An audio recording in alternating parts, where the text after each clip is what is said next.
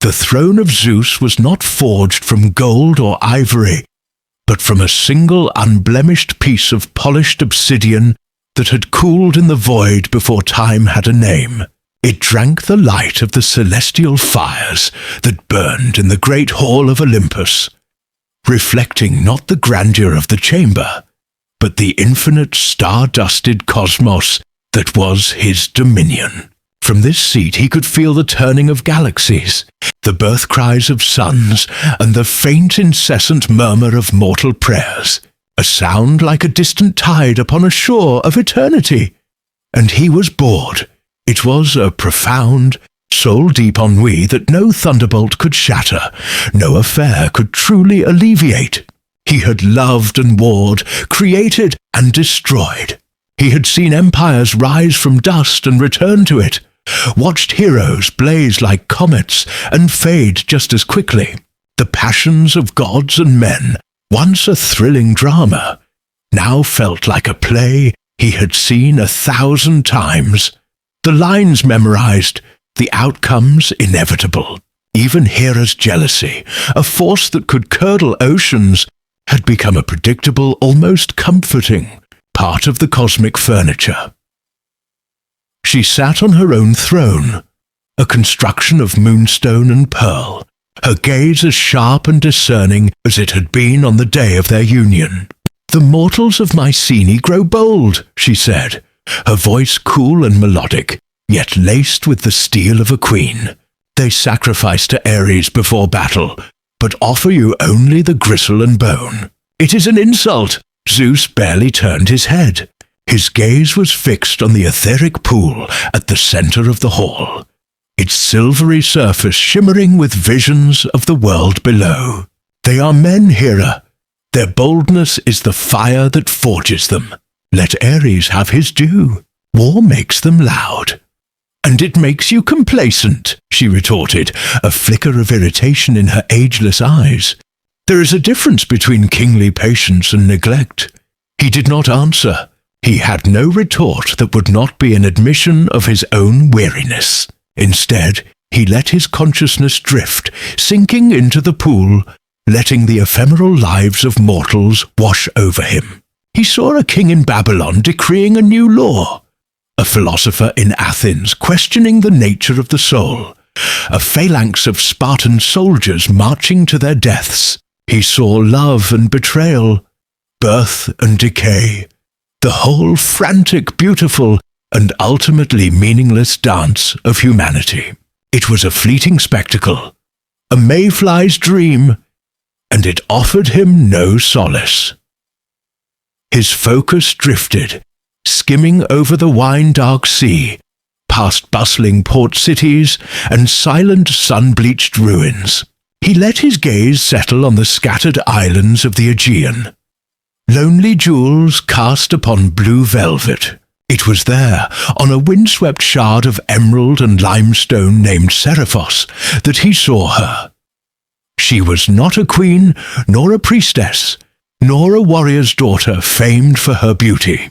She was a weaver. He saw her sitting before a large upright loom under the shade of a gnarled olive tree. The sun filtered through the silvery leaves, dappled her arms and face. Her name, he learned by merely focusing his will, was Ilara. There was nothing overtly divine about her. Her skin was the color of honey gold, a testament to a life lived under the sun, not in the shaded halls of a palace. Her dark hair was bound in a simple braid, though rebellious strands had escaped to frame a face that was more striking than beautiful. It was a face of deep serenity, her brow smooth with concentration, her lips slightly parted. Her hands, he noted, were not the soft, useless hands of a noblewoman. They were deft and capable, the fingertips showing the slight calluses of her trade as they flew across the warp and weft, guiding the shuttle with a hypnotic rhythm.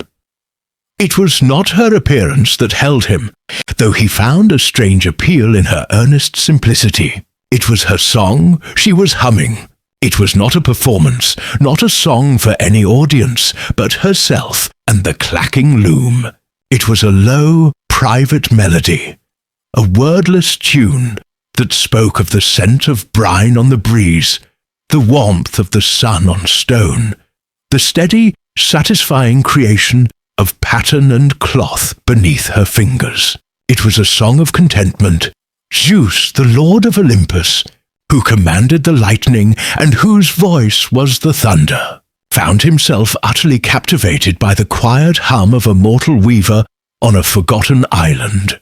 He leaned forward on his obsidian throne, the murmur of the cosmos fading to a whisper. The grand dramas of kings and heroes vanished from the etheric pool, its surface now filled entirely with the image of the olive grove, the loom, and the woman. He watched her for what, in the mortal world, would have been hours. He saw the way she would pause to arch her back, a small human gesture of weariness. He saw her take a sip of water from a clay jug, the line of her throat graceful and vulnerable.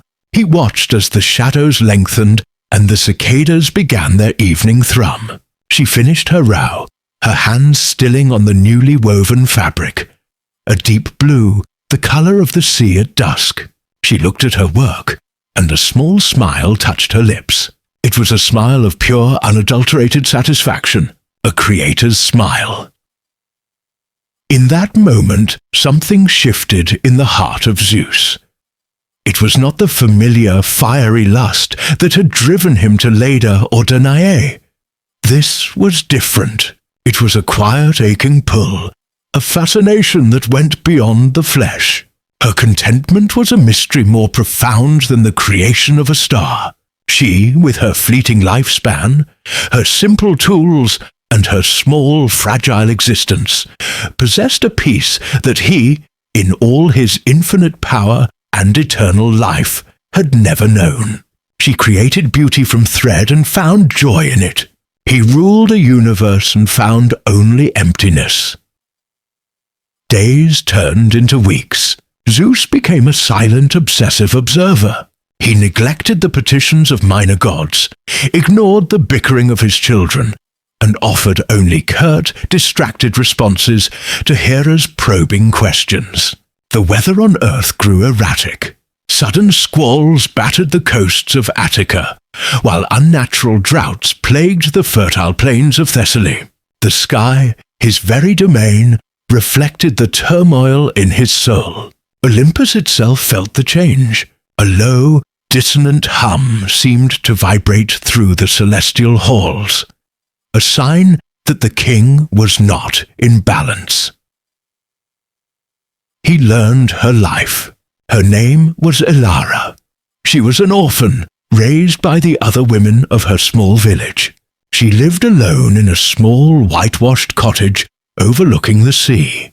She traded her fine cloth for fish, wine, and clay pots. She spoke little, but her smiles were warm. She was kind to the village children, and cared for a lame seagull that nested near her home. Her life was a tapestry woven of the simplest threads: work, community, kindness, and solitude. And every thread of it enchanted him. He found himself anticipating the moment she would sit at her loom, eager to hear the soft, wordless melody she hummed. He watched her walk along the cliff edge at sunset, the wind whipping her tunic around her strong legs, her face turned towards the horizon, as if she were greeting an old friend. He saw in her a groundedness, a connection to her world that he who held the world in his palm could never have. Her mortality was not a weakness. It was her defining beauty. It gave every moment of her life a precious, unrepeatable weight. Her life was a single perfect thread in a tapestry he had long grown tired of viewing from a distance. He wanted to touch that thread. One evening, as he watched her pack away her shuttle and cover her loom for the night, a decision formed within him, solidifying like cooling magma. It was a reckless, dangerous thought, a violation of the most ancient laws that separated the divine from the mortal. To interfere directly was to invite chaos, to risk the wrath of the fates, and most immediately, to ignite the cold, terrible fury of Hera. He knew the consequences. He had seen the ruin that followed when the chasm between their two worlds was breached. But the image of her serene face, the memory of her quiet song, overwhelmed all reason. The ennui that had plagued him for centuries was gone, replaced by a singular burning purpose. Eternity stretched before him, but it seemed utterly barren without the possibility of standing in the sun-dappled shade of that olive tree, of hearing that song not through the ethereal lens of the pool, but with his own ears. The king of the gods, who had everything, wanted the one thing he could not have, without shattering the order of the universe. A moment of simple, mortal peace. He rose from his obsidian throne. The constellations in the walls of the great hall seemed to flare, and a low roll of thunder echoed through Olympus, a sound of profound and irrevocable decision. He would not simply watch anymore. He would go to her. He would know her. In its place was a vast, terrifying calm. It was the calm of a shoreline after a tsunami has receded, leaving behind a landscape irrevocably altered, where all landmarks have been scoured away. She saw him not as a lover or a jailer, but as a fundamental force of nature, like a storm or a drought. And she saw, with the clarity of a condemned soul, the shape of the cage Hera had built. It was not the island. It was her own heart. "There are two choices," she said, her voice a low, even tone that cut through the silence of the cottage more effectively than any scream. "I stay here, and my family is sacrificed on the altar of your love. Or I go back, and I am sacrificed on the altar of their superstition." She looked from Zeus to Hermes, a flicker of cold analysis in her eyes. "Either way, Hera wins. My death or the death of my family. Both are a victory for her. Both will be a torment for you." Zeus took a step towards her, his hand outstretched. "No, I will not allow it. I will go there myself. I will level the village. And prove the story of the storm demon true." She interrupted, her voice still unnervingly calm. "You will become the monster they think you are, and they will die believing Hera's lie. Is that your victory?" He stopped, his hand falling. She was right. Any overt display of his power would only vindicate his enemy. He was bound by the very nature of the trap. "Then we will leave," he said, a desperate edge to his voice. "Hermes can take us away, to the west, to the lands beyond the sunset. A new world. We will start again." Ilara looked at him, and for the first time, a flicker of her old self, the woman of terrifying strength, returned to her eyes. "And the blight? Will it follow us? Or will it remain, a permanent monument to the girl who fled and left her people to starve? My family's name would be a curse for 1,000 years." She stood up, her movements fluid and certain. She walked to the main loom, to the great tapestry with the gaping wound she had carved in its center. She gently touched the empty warp threads. "We cannot run from this," she said, her back to him. "There is only one path. I must go back." "It is a death sentence." Zeus's voice was a raw wound. "It is a choice," she corrected him, turning to face him fully. Her gaze was clear, unwavering. "Hera's power in my village is built on a lie. We cannot fight it with lightning. We must fight it with the truth." A profound silence descended as the weight of her words settled. Hermes, leaning against the doorframe, straightened up, a look of grudging admiration on his sharp features. Zeus stared at her, seeing not the weaver, not the victim, but a queen preparing for a battle he could not fight for her. He saw the terrifying courage he had first glimpsed on the night of the storm, now forged into a weapon. His own eternal selfish love was a chain. Her mortal selfless love was a key. In that moment, the king in him finally, truly, knelt to the woman before him. "What do you need?" he asked, the words a surrender and a vow. A new light kindled in her eyes. It was not hope, not yet. It was purpose. "I cannot go back empty-handed. Their fear is a story. I must bring them a better one, a truer one." Her eyes went to the tapestry. "I need my loom." For the next day and night they worked. The silence in the cottage was broken, replaced by the hushed, intense sounds of collaboration. Elara did not try to repair the hole she had made. Instead, she began to weave a new panel beside it, a continuation of the story, with threads of storm grey and lightning white that Zeus charged with the memory of his own power. She wove the truth of the shipwreck. She wove the terror, the roaring wind, the splintering wood. But she also wove the faces of the sailors, not as monsters, but as men, afraid and doomed.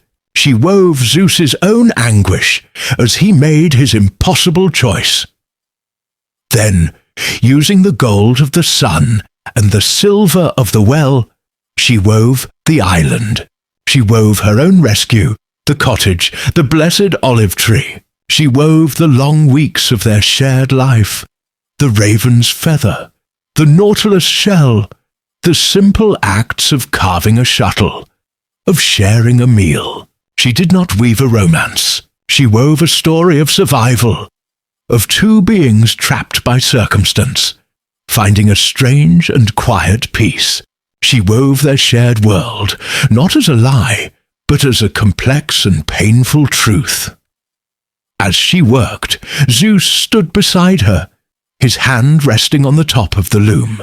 He did not direct her. He aided her. When she needed a colour of deeper sorrow, he would touch a hank of wool, and it would darken with the memory of his regret. When she needed a thread to shine with the brilliance of a dawning realization, he would imbue it with a sliver of his light. He poured his own memories, his own emotions into the threads, making the tapestry not just a picture, but a vessel for the truth itself. It was the ultimate act of trust, of bearing his soul, his weakness, and his love, and placing it in her hands. When it was done, the tapestry was a breathtaking, heartbreaking masterpiece. It was the story of a god's terrible choice and a woman's will to live. It was their testament. Hermes, who had watched the entire process with a rare, sober fascination, carefully cut the finished panel from the loom. He rolled it with the reverence one would afford a royal decree. The time came. Elara changed from her simple island clothes into the tunic she had been wearing when she'd first arrived, a faded but familiar garment of her home. She stood before Zeus at the cottage door. The air was thick with unspoken words. He reached out, not to hold her, but to gently tuck a stray strand of hair behind her ear. His touch was cool, steady. The storm was gone from his eyes, replaced by a deep, clear sky full of sorrow and pride. "She was wrong," he said, his voice a low murmur. "I was a monster to them to save you, and then I was a monster to you to keep you. I see that now." He drew his hand back. "And whatever happens, Elara, you go to them not as my prisoner, but as their queen. Go and reclaim your name." She gave him a single solemn nod. "Thank you, Ethan," she whispered, using the name from their beginning. A final acknowledgement of the man inside the god. She turned and walked towards Hermes without looking back. To look back would be to break. Hermes offered her his arm. "The journey is swift, but the arrival may be jarring," he said, his voice gentle. She took it. The world dissolved into a dizzying blur of wind and colour, and then solidified. She was standing on the hill overlooking her village, at the foot of the 3 cypress trees she had woven from memory. The sun was low in the sky, casting long, sickly shadows. The air was thick with dust and despair. Below in the square, a crowd had gathered. They were listening to a woman in the pristine white robes of a priestess, her voice carrying with a divinely amplified clarity, calling for the purification, for the sacrifice. Hera Zilara took a deep breath, the rolled tapestry clutched in her hand, and began to walk down the hill. Heads turned. A murmur rippled through the crowd, then grew into a collective gasp of fear and accusation. The sky cursed. Someone shouted. People shrank back, mothers pulling their children behind them. Her father, his face gaunt but his back straight, pushed his way to the front of the crowd, his eyes wild with disbelief and joy. "Elara! Stay back, old man! She is unclean!" a village elder warned, holding up a hand. Hera turned, her beautiful face contorting into a mask of triumphant fury. She had not expected this.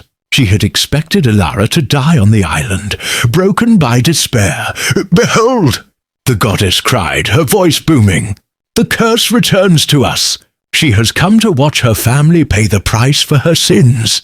Elara did not speak. She walked steadily into the center of the square, into the empty space the villagers had cleared around her. She met Hera's blazing eyes and felt no fear.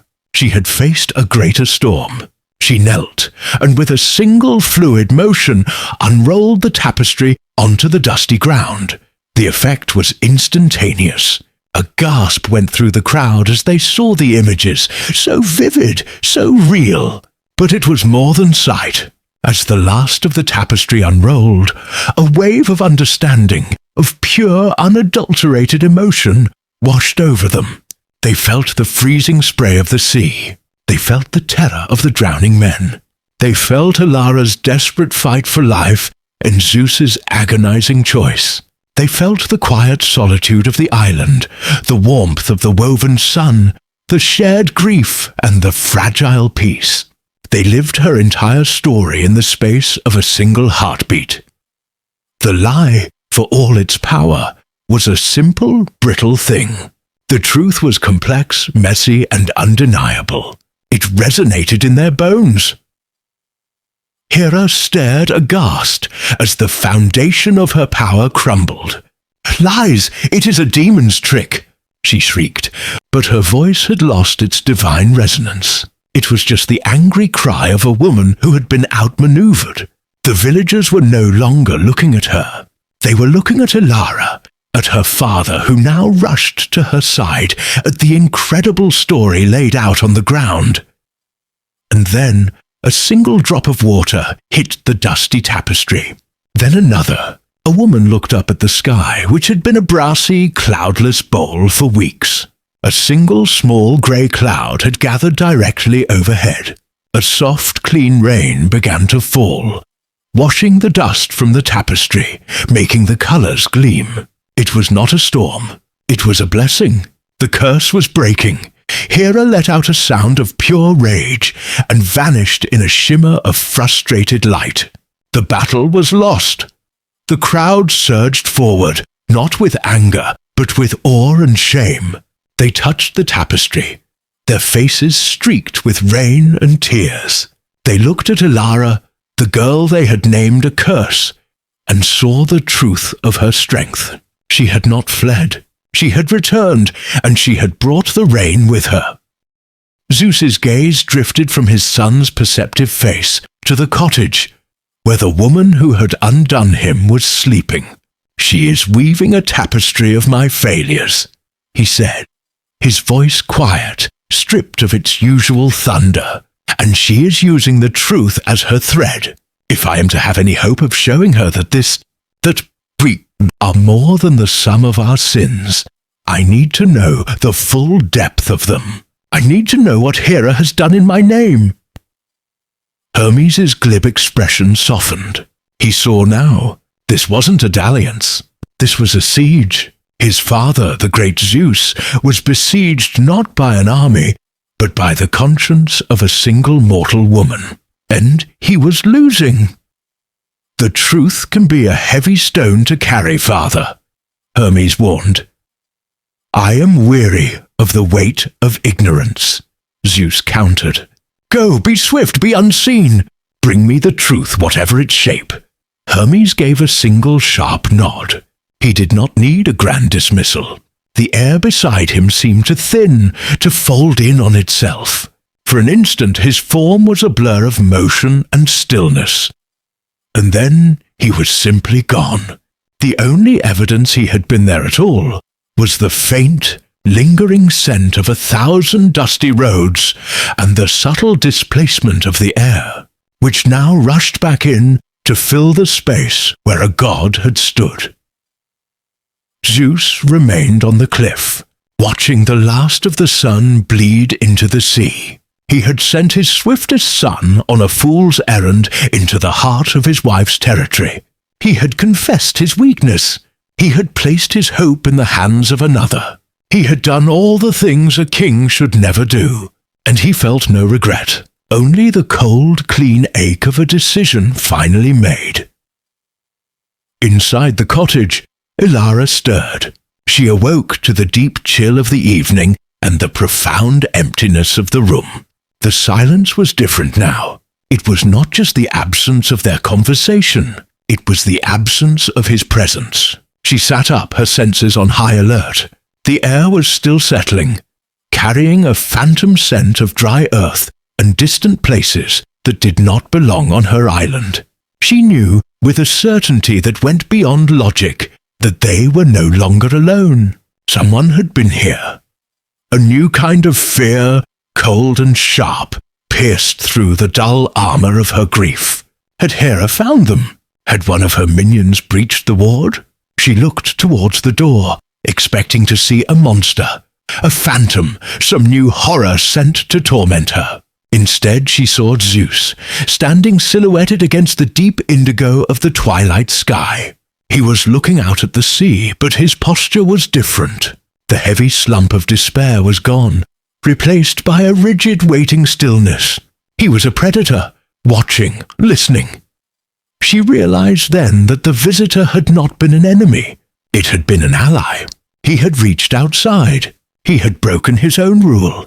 For a brief, irrational moment, a flicker of hope ignited in her chest. Perhaps he had called for help to end this, to let her go. But it died as quickly as it came. He would not have summoned help to free her. He would have summoned it to strengthen the bars of her cage. The hatred returned, colder and more solid than before. She had been right to unweave their world. It was all a lie. The next 2 days were an exercise in supreme tension. Elara continued her grim weaving, the blighted landscape on her small loom growing more detailed, more heartbreaking. She wove the gaunt face of a child staring at an empty bowl. She wove the cracked, dry earth of a stream bed. Each thread was an accusation. Zeus did not approach her. He patrolled the perimeter of the island, his gaze fixed on the horizon, a man waiting for a messenger who might never return. The silence between them was absolute, a shared space of waiting. Though they were waiting for 2 very different outcomes. She was waiting for confirmation of her ruin. He was waiting for a weapon to fight it. Hermes returned at dawn on the 3rd day. He appeared not on the cliff, but at the edge of the well, as if he had simply stopped for a drink on a long journey. He was wiping his mouth with the back of his hand when Zeus found him. His traveller's tunic was flecked with mud, and his eyes, usually so bright with amusement, were shadowed with weariness. The water here is clean, Hermes said by way of greeting. It was a stark commentary on the world he had just left. Zeus's heart hammered against his ribs. Tell me, Hera has been thorough. Hermes began, his voice low and quick. It is as the girl saw, a blight. The olives are dust on the branch. The grain is withered in the stalk. The river that waters their valley runs thin and brackish.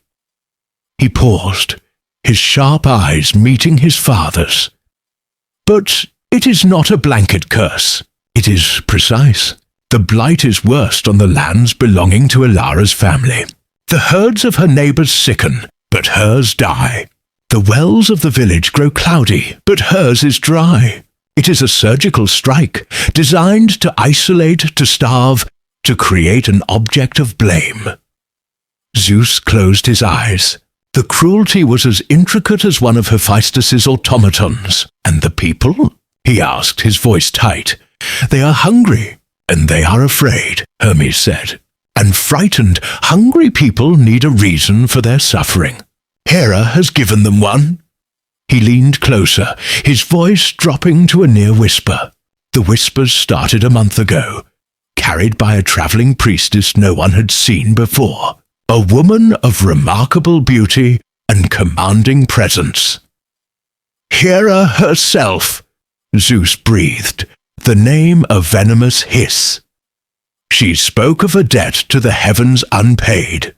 Hermes continued, of a girl who consorted with a dark spirit of the sky, a storm demon who stole her away, a girl whose unnatural union had soured the earth. They didn't believe it at first, but then the rain stopped. The leaves began to curl. Now they believe. They call her the Sky-Cursed. They say her name in whispers, as if the sound itself might bring ill fortune.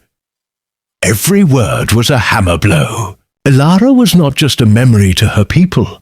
She was a curse, a monster in a story told to frighten children. He had tried to protect her from the wrath of one goddess, and in doing so, had made her a pariah to her entire world. Her family? Zeus forced the words out. Hermes' expression grew grim. Her father is a stubborn man. He defends her name. He faces down the accusers in the village square. But he is one man against a tide of fear. They are isolated. People turn away when they approach. No one will trade with them. He hesitated, and in that brief pause, Zeus knew the worst was yet to come. What is it, Hermes? What else? Hermes looked away towards the calm, sun-dappled sea. Hera's priestess made a prophecy. She said the land would not heal until the source of the curse was purged, that the family who harbored the tainted bloodline must atone. She has not named them. She has not needed to. But she has given them a deadline. He looked back at Zeus, his eyes dark with the terrible weight of his message. At the next full moon, the village elders will meet to decide on a purification offering, a sacrifice to appease the heavens and cleanse the land. The word hung in the air between them. Sacrifice. They would not, Zeus whispered, horrified. They would not sacrifice one of their own. They are starving, father, Hermes said, his voice flat with the pragmatism of one who has seen the worst of both gods and men. Starving people will do anything to make the harvest grow. The priestess didn't suggest who. She just planted the idea. A seed of fear and self-preservation. It is already taking root. I saw the way they look at Elara's mother. A cold dread, absolute and final, seized Zeus. He understood the full, diabolical architecture of the trap. It was no longer about him. It was no longer about forcing him to choose between his love and his duty. Hera had bypassed him entirely. She had constructed a new choice, and she was forcing it upon Elara. He turned and strode back to the cottage, his movements stiff, robotic. Hermes followed, a silent shadow at his heels. Elara was awake. She was sitting before her small loom, but she was not weaving. She was staring at her work, at the faces of the damned and the grieving she had created. She looked up as they entered, her eyes falling first on Zeus, then on the stranger beside him. She showed no fear, only a weary, hostile curiosity. Zeus did not know how to begin, how to tell her this. He who could command the language of the sky had no words for this horror. Hermes, ever the messenger, stepped forward. His demeanor was no longer that of a cynical god, but of a solemn herald bearing terrible news. Your father is alive. he said, his voice gentle. "He is a strong man. He speaks your name with love." Ilara flinched, the words striking her with the force of a physical impact. Her eyes darted from Hermes to Zeus, wide with disbelief and adorning terrible hope. "But he is in danger," Hermes continued, his voice steady. "They all are.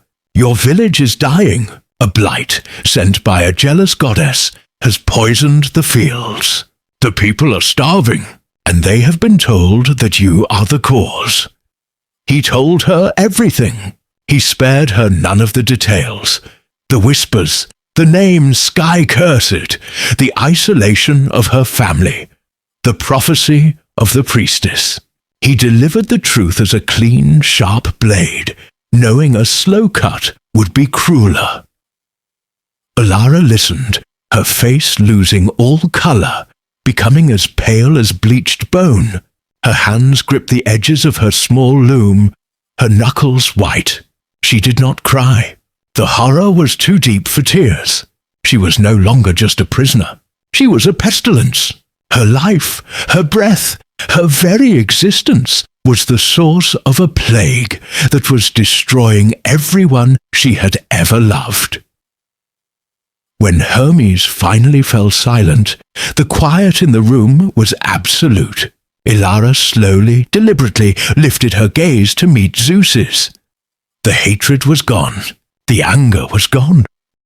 His name, the one that could shake mountains, died on her lips, and in its place she had left a void.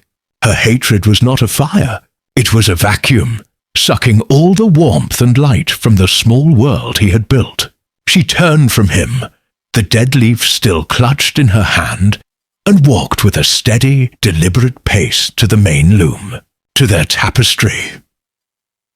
He watched, his blood running cold, expecting her to rip it from its frame, to tear apart the sun she had woven, to unravel the story of their shared survival.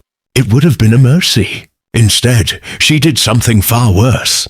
She sat on the bench, and with the cold precision of a surgeon, she began to unweave. Her fingers, which had moved with such fluid grace to create, were now just as deft in destruction. She did not slash or tear. She carefully, painstakingly undid the knots, pulled the threads, and erased a section of the beautiful, vibrant sea she had woven.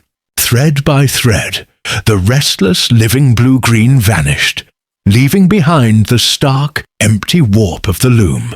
It was a methodical execution of their history. She was creating a wound in the heart of their world. Zeus could not move. He felt each pulled thread like a nerve being severed. This was an attack he could not counter, an act of such profound and intimate violence that it left him breathless.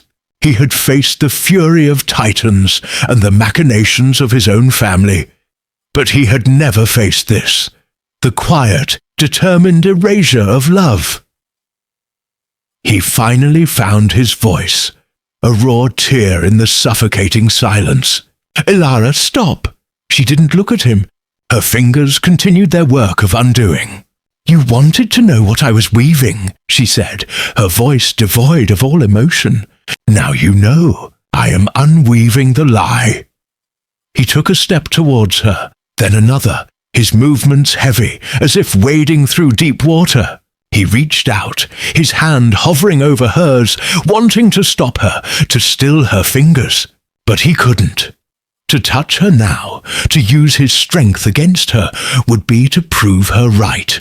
He was a monster, a jailer. He let his hand fall. He retreated to the far corner of the cottage, sank onto the stool by the hearth, and watched her work. He watched as she dismantled their past, her face illuminated by the golden light of the sun she now disowned. The hours bled into one another. He did not eat. He did not sleep. He simply bore witness to his own unmaking. By morning, a significant patch of the sea was gone, a gaping hole in the tapestry. She rose, her movements stiff, and without a word to him went outside to her small loom to continue her chronicle of death. She left the wound in their world open for him to contemplate. He stared at the empty threads, at the void she had created, and a new feeling began to crystallize out of his despair. It was not anger, not yet. It was resolve, a cold, hard certainty that settled in the pit of his soul. He had been passive for too long, a guardian reacting to threats. He had been so focused on the integrity of the walls that he had not seen the poison seeping through the floor. Her hatred was justified by one unbearable fact: his ignorance. He did not know. He had to know. He stood and walked outside into the clean, bright air of the sanctuary. The sky was a flawless blue. The sea was calm. The perfection of the place was an exquisite torture. He walked to the highest point of the island, a windswept promontory of black rock that jutted out into the sea. He needed space. He needed the sky. He could not breach the ward. To reach out with his own power would be to light a beacon for Hera. But he was not the only power in the sky.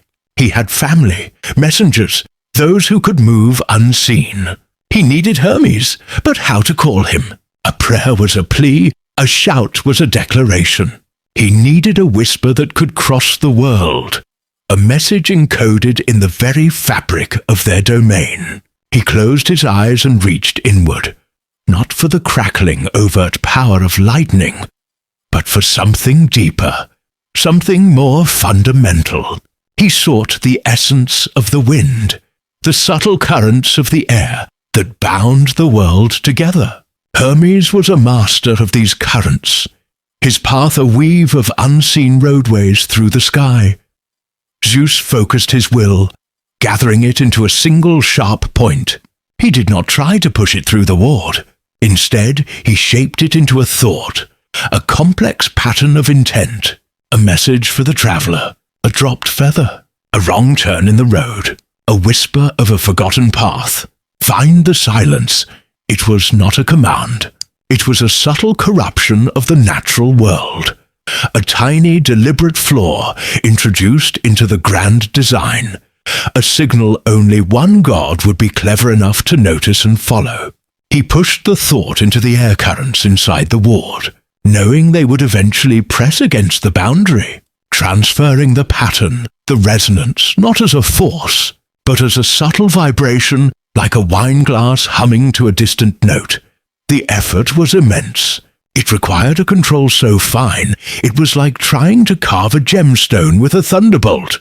A bead of sweat traced a path down his temple. The air around him shimmered, and for a moment the scent of ozone was sharp and clean.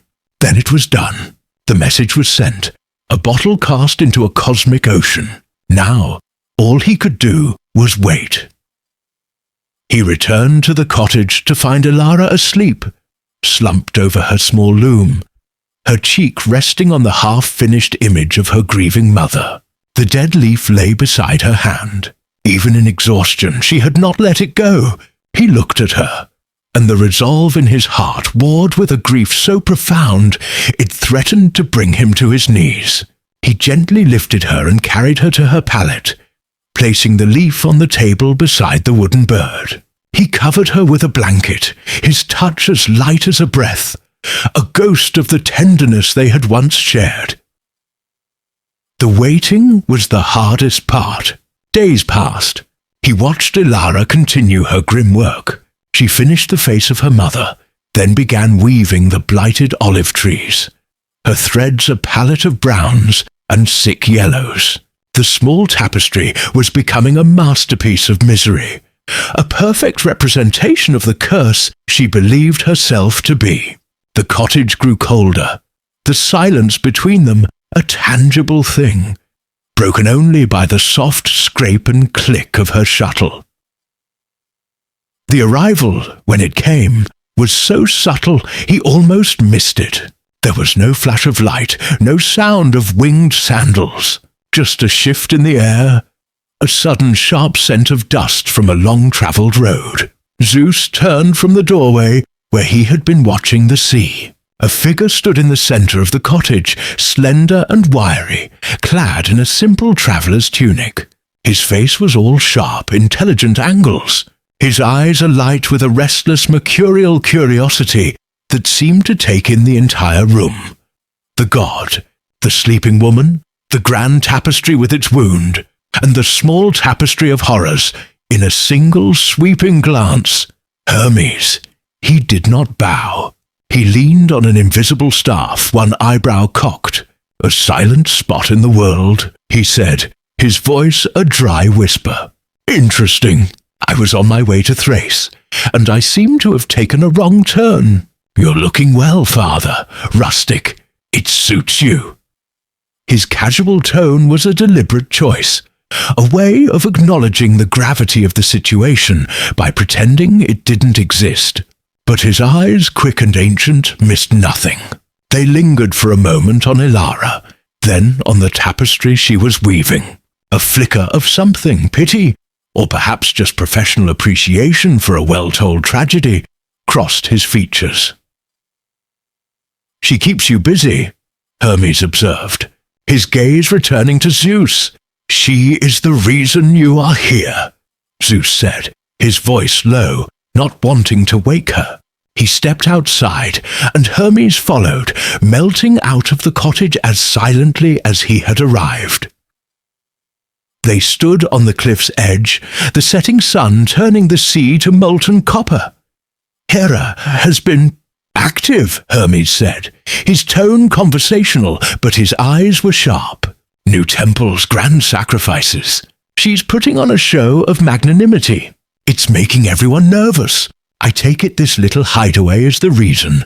"She knows he's here," Zeus stated. "It wasn't a question." "She knows you're somewhere," Hermes corrected, "and that you're protecting someone.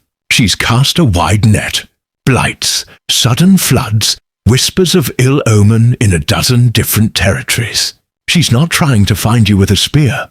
She's poisoning all the wells, hoping you're drinking from one of them." The words confirmed Zeus's deepest fears.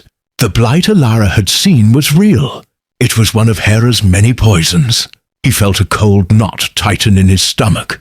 Had Hera simply gotten lucky, blighting the right village by chance? Or was her intelligence network even better than he feared? "I need you to be my eyes, Hermes," Zeus said, turning to face his son. The casual facade dropped, leaving only the raw urgency of the king. "There is a village in Messenia near the coast, tucked into the foothills of the Tegetos. I need to know its state. The fields, the people, everything. I need the truth. Is it cursed?" Hermes went very still, his usual restless energy draining away, leaving behind the focused attention of the spymaster. "You want me to walk into one of Hera's traps? I want you to walk around it, through it, under it. You are the only one who can," Zeus said, his gaze unwavering. "I am blind here, and that blindness is killing her." He gestured with his head towards the cottage, towards the sleeping woman who was dreaming of death. Hermes followed his gaze. He was silent for a long moment, studying his father's face. He saw the lines of strain, the exhaustion, the unfamiliar desperation. This was not the all-powerful Sky Father he knew. This was something else, something more dangerous. A god cornered by love. This is more than just protecting a mortal, isn't it? He held her as the sobs tore through her, his body a bulwark against the storm of her grief. But this time his touch was not a comfort. It was the stone wall of her cell. When the first wave of weeping subsided, leaving her limp and shuddering, she pushed away from him, not with violence, but with a quiet, final pressure. It was a rejection more profound than any anger. He let his arms fall to his sides, the space between them suddenly a chasm. She stumbled back to her pallet and collapsed onto it, curling into a tight ball. Her face turned to the wall. She did not speak. She did not need to. Her silence was an accusation, a judgment, a wall of its own that was far more impenetrable than his divine ward. He stood in the middle of the room, a god rendered impotent by a mortal's sorrow, the brilliant light from the tapestry mocking him with the beauty of the paradise he had turned into a place of torment. The days that followed were a landscape of silence. Elara moved through the cottage like a ghost, her presence marked only by the soft scrape of her sandals on the stone floor. She ate what he left for her, but she did not look at him. She did not acknowledge him. The shared world they had built, the tapestry, the quiet companionship was gone. It had been an illusion, and Hera's phantom scent had burned it away, leaving only the cold reality of their situation. On the third day, she took the small handheld loom, the one on which she had been weaving her village, and carried it outside. She found a spot on the far side of the island, a small grassy ledge overlooking the sea, a place where the cottage was not visible. It was a deliberate act of separation. She took the little wooden bird with her, setting it on a rock beside her as she worked, a silent companion, a relic of a life she now grieved as if it had ended yesterday. Zeus watched from a distance, a sentinel of his own making. He saw her sitting there for hours, her back to their home, her focus absolute. The wind whipped strands of her hair across her face, but she did not seem to notice. He was a king on a throne of loneliness, his entire kingdom a single grieving woman who would not look at him. He felt the impulse, the divine, arrogant urge to go to her, to command her to speak, to force her to see reason. But he crushed it. He had used his power to force a reality upon her once. To do it again would be to become the tyrant Hera wanted him to be. So he waited, and in his waiting he learned the true meaning of eternity, a single unending moment of helpless regret. He expected her to continue weaving her village, to lose herself in nostalgia. But when he finally found the courage to approach her hiding place one afternoon, while she was down at the well, he saw what she was creating, and it stopped his heart. It was not the crooked gate or the cypress trees. On the small loom, rendered in stark shades of grey and white, and a terrifyingly lifelike blue, was the face of one of the drowning sailors.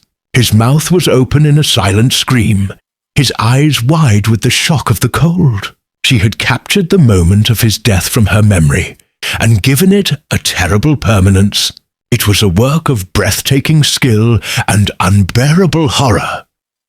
He felt a wave of nausea. She was not weaving memories of love. She was weaving a tapestry of their sins. She was chronicling the price of her life. He looked closer and saw that she had started another figure beside the sailor, the faint outline of a woman's face, her features twisted in sorrow. Her mother. She was weaving the grief she imagined her mother was feeling, weaving a world of pain that was a direct consequence of his love. This was not healing. This was a meticulous artistic act of self-destruction, and she was using the very craft that was their shield to sharpen the knife. "What are you doing?" His voice was a harsh rasp. She had just returned, the water pitcher balanced on her hip. She stopped, her eyes, shadowed and weary, finally meeting his. There was no fear in them, no anger, only a vast empty distance. "I am weaving the truth," she said, her voice flat. "The grand tapestry in the cottage tells your story. This one tells mine. This is not truth. It is poison," he countered, gesturing at the macabre image. "You are torturing yourself with ghosts." "Are they ghosts?" she asked, her gaze flicking to the sea. "That man was real. His death was real. The price is real. Or have you forgotten that, in the comfort of your perfect world?" The accusation struck him with the force of a physical blow. "I have forgotten nothing. Then do not tell me what to weave," she said. She walked past him, sat down before her loom, and picked up the shuttle, her movements calm and deliberate. She laid a single thread of grey in the hair of the grieving woman she was creating. The conversation was over. He retreated, the chasm between them wider than ever. He had fought off Hera's phantoms only to have Elara create her own, ones he could not dispel because they were born of a truth he could not deny. He was trapped in a paradox. The more he protected her, the more he destroyed her. The next attack came 2 days later, and it was a masterpiece of subtlety. There was no storm, no scent, no messenger bird. There was only a single brown desiccated leaf. It drifted down from the impossibly clear sky, spiraling slowly, a thing of death in a world of eternal life. It landed on the grass at Elara's feet as she sat weaving her litany of sorrow. She stopped, her hand hovering over the loom. The leaf was wrong. The olive tree he had blessed was eternally green. Its leaves never fell. This leaf was dry, brittle, from an ordinary tree in the mortal world. It was an intrusion, a speck of decay in their perfect sanctuary. Hesitantly, she reached down and picked it up. The moment her skin touched its dry, papery surface, the vision ripped through her mind.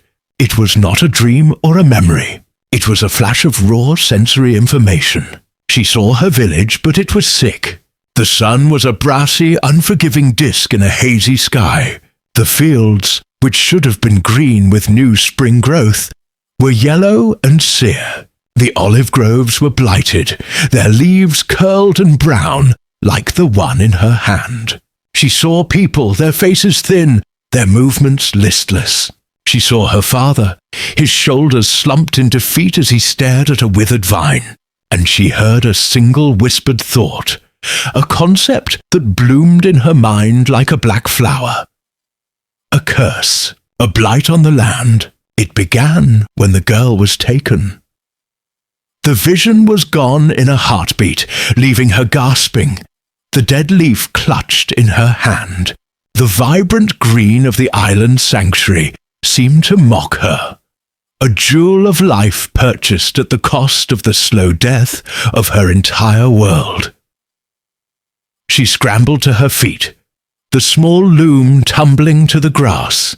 She ran, not away from him, but towards him, towards the cottage, her feet pounding on the soft earth. She burst into the dim interior where he sat, staring at the cold hearth, a prisoner of his own thoughts. She thrust the leaf at him, her hand trembling violently. "What is this?" she demanded, her voice a raw, ragged cry. "Tell me it's a lie. Tell me it's another of her illusions." He stood, his eyes locking on the leaf. He felt no magic from it, no divine power. It was just a leaf. But he saw the terror in her eyes, and he knew. "What did you see?" he asked, his voice low and grave. She told him, the words tumbling out, a frantic, incoherent flood of dying fields and starving faces, and the insidious whisper of a curse. "Is it real?" she begged, grabbing the front of his tunic, her knuckles white. "Is my family, is my home, are they paying for me? Are you letting them suffer to keep me here?" He looked down at her, at the raw agony on her face, and he had to give her the most terrible answer of all. "I do not know," he said, and the words were like stones in his mouth. "The ward that protects this place also blinds me. I can see the heavens, I can feel the turning of the sea, but the world of men, beyond this island, I am as blind as any mortal." His ignorance was his final failure. He could protect her from the gods, but he could not protect her from the consequences of his love. He could not tell her if her sanctuary was being paid for by the suffering of everyone she had ever known. She let go of his tunic and stumbled back, her face a mask of dawning horror. The final piece of Hera's trap had fallen into place. He was not just her jailer. He was the architect of her family's ruin. The choice he had made on the cliff to let the sailors die was not a singular event. It was a continuous, ongoing sacrifice, and the offerings were the people of her village. She looked at him, at this being of immense power who was blinded by his own creation. She looked at the dead leaf in her hand, a symbol of all the life that was withering for her sake. The sorrow in her eyes, the grief that had defined her for days, was finally burned away by a new, hotter fire. For the first time since she had known him, Ilara looked at Zeus with pure, unadulterated hatred. "You are a monster," she whispered, the words falling with the finality of a death sentence. "And I am your curse." She did not put the bird down. It became a part of her.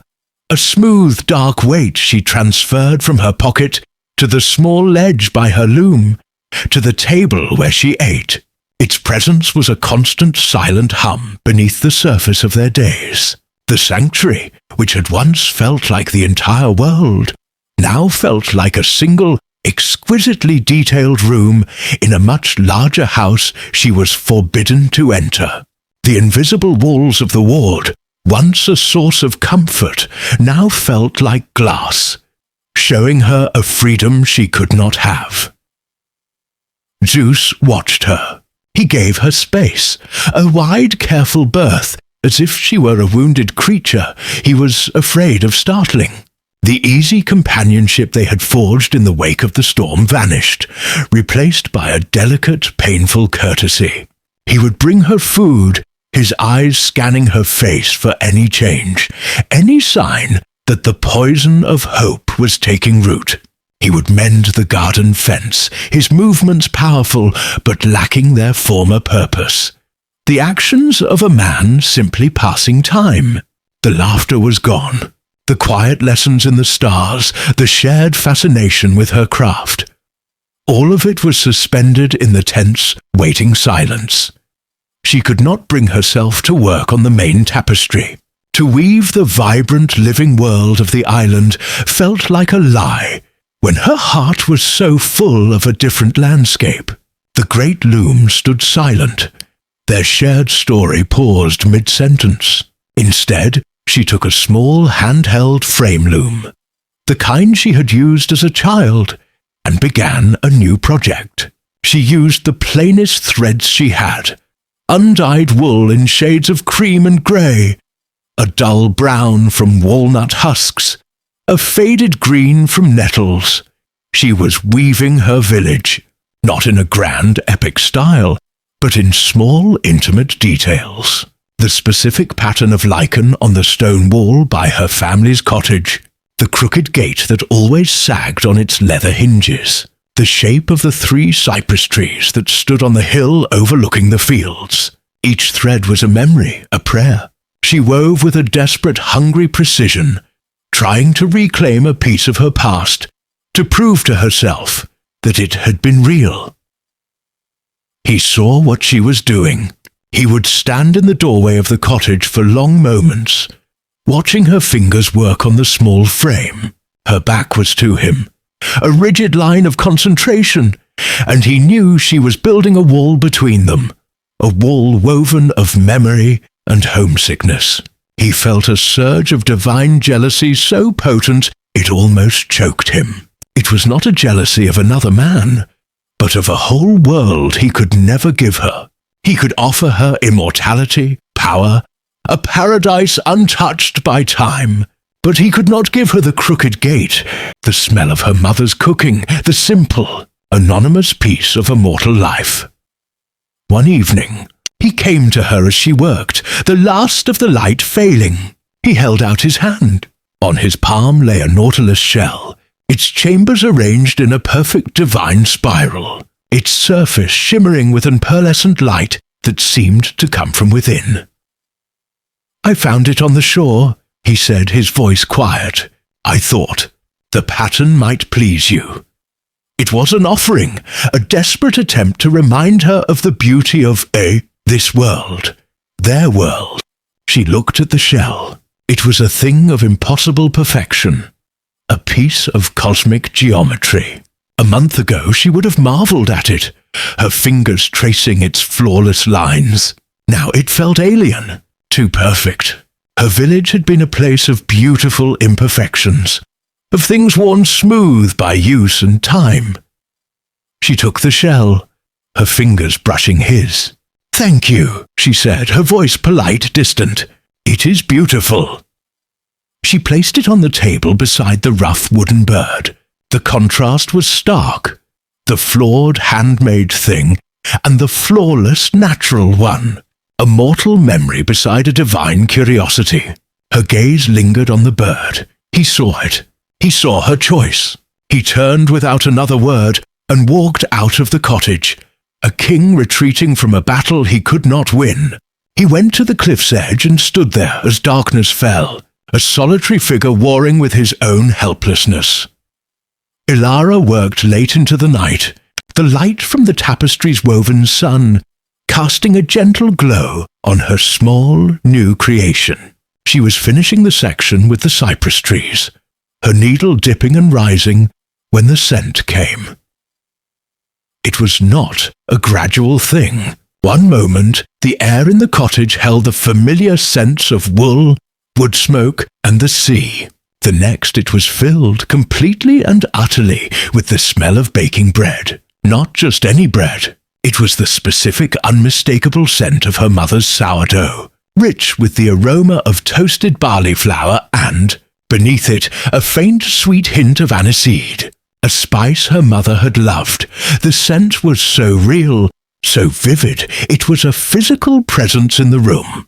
It bypassed her thoughts and struck directly at the oldest, most primal part of her memory. She could feel the warmth of the hearth on her face, hear the soft scrape of her mother's wooden peel on the oven stones. Her hands froze, the weaving forgotten.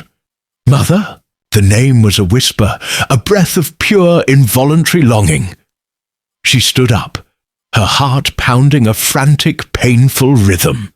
She turned, her eyes wide, half expecting to see her mother standing there, her hands dusted with flour, a warm, loving smile on her face. But the cottage was empty, save for the loom, the table, the sleeping pallet. The illusion was only of scent, but it was powerful enough to rewrite her reality. She stumbled towards the door, her mind reeling. The scent was stronger there, seeming to drift in on a breeze that did not exist. It was a lure, a hook baited with her deepest love, pulling her out of the sanctuary and back into a world of ghosts. Zeus appeared before her, a shadow moving with lightning speed. He had been on the cliff, but he had felt the attack the moment it began, a subtle perfumed intrusion that his wards had not even registered. He stood in the doorway, blocking her path, his face a mask of cold, controlled fury. "Ilara, no," he said, his voice a low command. "It is not real. It is another trick."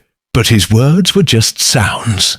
They could not compete with the sensory truth of the smell. She looked at him, but her eyes were unfocused, looking through him, back into a past that had suddenly become more real than the present. "But I can smell it," she pleaded, her voice breaking. "It's her bread. She's here. Maybe she's looking for me." The pathetic hope in her own voice was a knife in his gut. This was Hera's genius. She had sent a phantom of his past to torment Ilara. Now, she was sending a phantom of Ilara's own past to save her.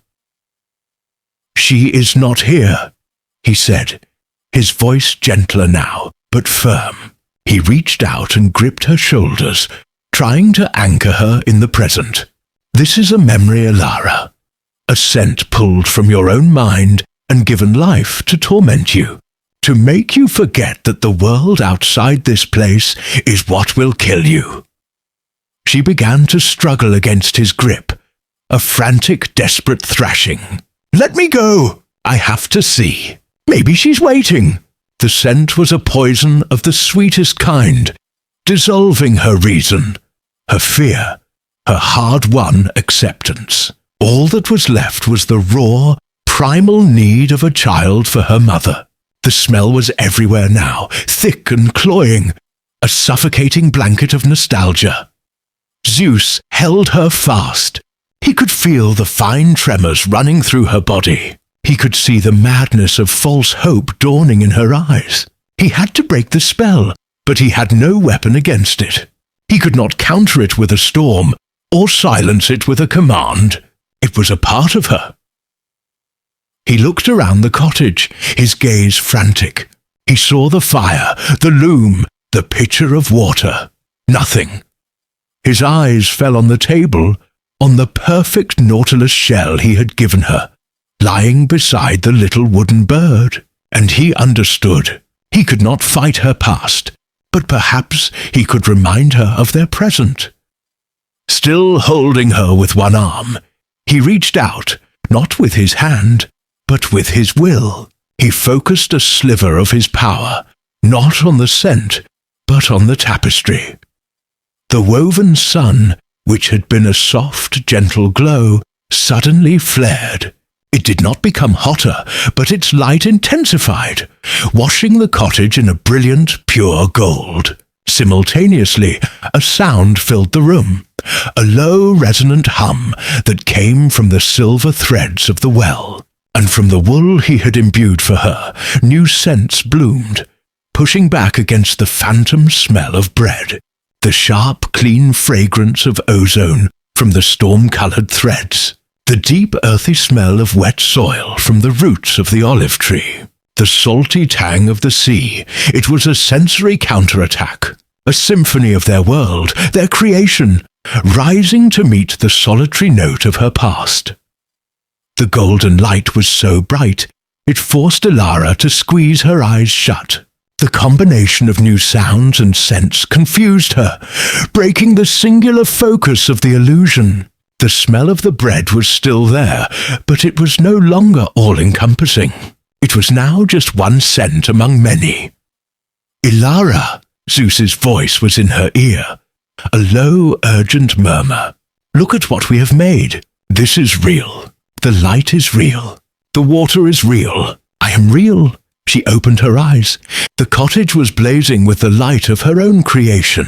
He was holding her, his face inches from hers, his storm-grey eyes filled with a desperate plea. The struggle went out of her, replaced by a wave of crushing confusion. The scent of her mother's bread was fading, being overwhelmed by the stronger, stranger scents of sea and sky and lightning. The phantom was dissolving. A sob broke from her lips, a sound of such profound loss and heartbreak that it seemed to shake the very foundations of the cottage. The spell was broken, but its breaking offered no relief, only a fresh and terrible wave of grief. She was not saved. She was merely returned to her prison. "No." The word hung unspoken in the small space between their brows. A universe of meaning in a breath of air. He did not need her to say it. He felt it in the way her hands, resting on his wrists, did not tremble. She felt it in the way the immense coiled power within him finally went still, surrendering not to an enemy or a rival, but to her. He had let the world burn, and she had not turned from him. She had turned to him. He drew back slowly, his hands still framing her face. The storm in his eyes had passed, leaving behind a sky washed clean, deep and quiet and vast. He looked at her, truly looked, as if seeing her for the first time, without the lens of his own divinity, without the filter of his fear for her safety. He saw the fine lines of exhaustion around her eyes, the smudge of indigo dye on her thumb, the fierce, unwavering strength in her gaze that had become his compass. Without a word, he led her to her pallet. He sat beside her, not leaving, just watching as sleep, heavy and final as a falling curtain, claimed her. For the first time since this ordeal began, he did not stand watch. The ward, the island, the threat of Hera. They all faded into the background. His entire world had shrunk to the space of this small cottage, to the sound of her steady breathing. He lay down on the floor beside her pallet, a king sleeping on the ground like a common soldier, and for the first time in centuries, his sleep was a true, dreamless oblivion. In the morning, the light from the tapestry was the first thing she saw, a soft golden promise. The new threads at the bottom, the dark, sorrowful weave of the sea, did not detract from the sun's glow. They gave it context, made its warmth more precious. She felt a profound ache in her muscles, the echo of the day's trauma. But the deeper ache in her soul was gone, replaced by a strange, quiet calm. He was still asleep on the floor, one arm flung out. In sleep he looked younger. The harsh lines of eternal responsibility smoothed away, leaving only the man, Ethan. She rose quietly, covered him with a spare blanket, and began her day. Their life found a new rhythm, one defined not by crisis and defense, but by a shared, quiet purpose. The tapestry became their language. They would spend hours before it, not speaking, but simply being in its presence. It was their testament, their shared memory.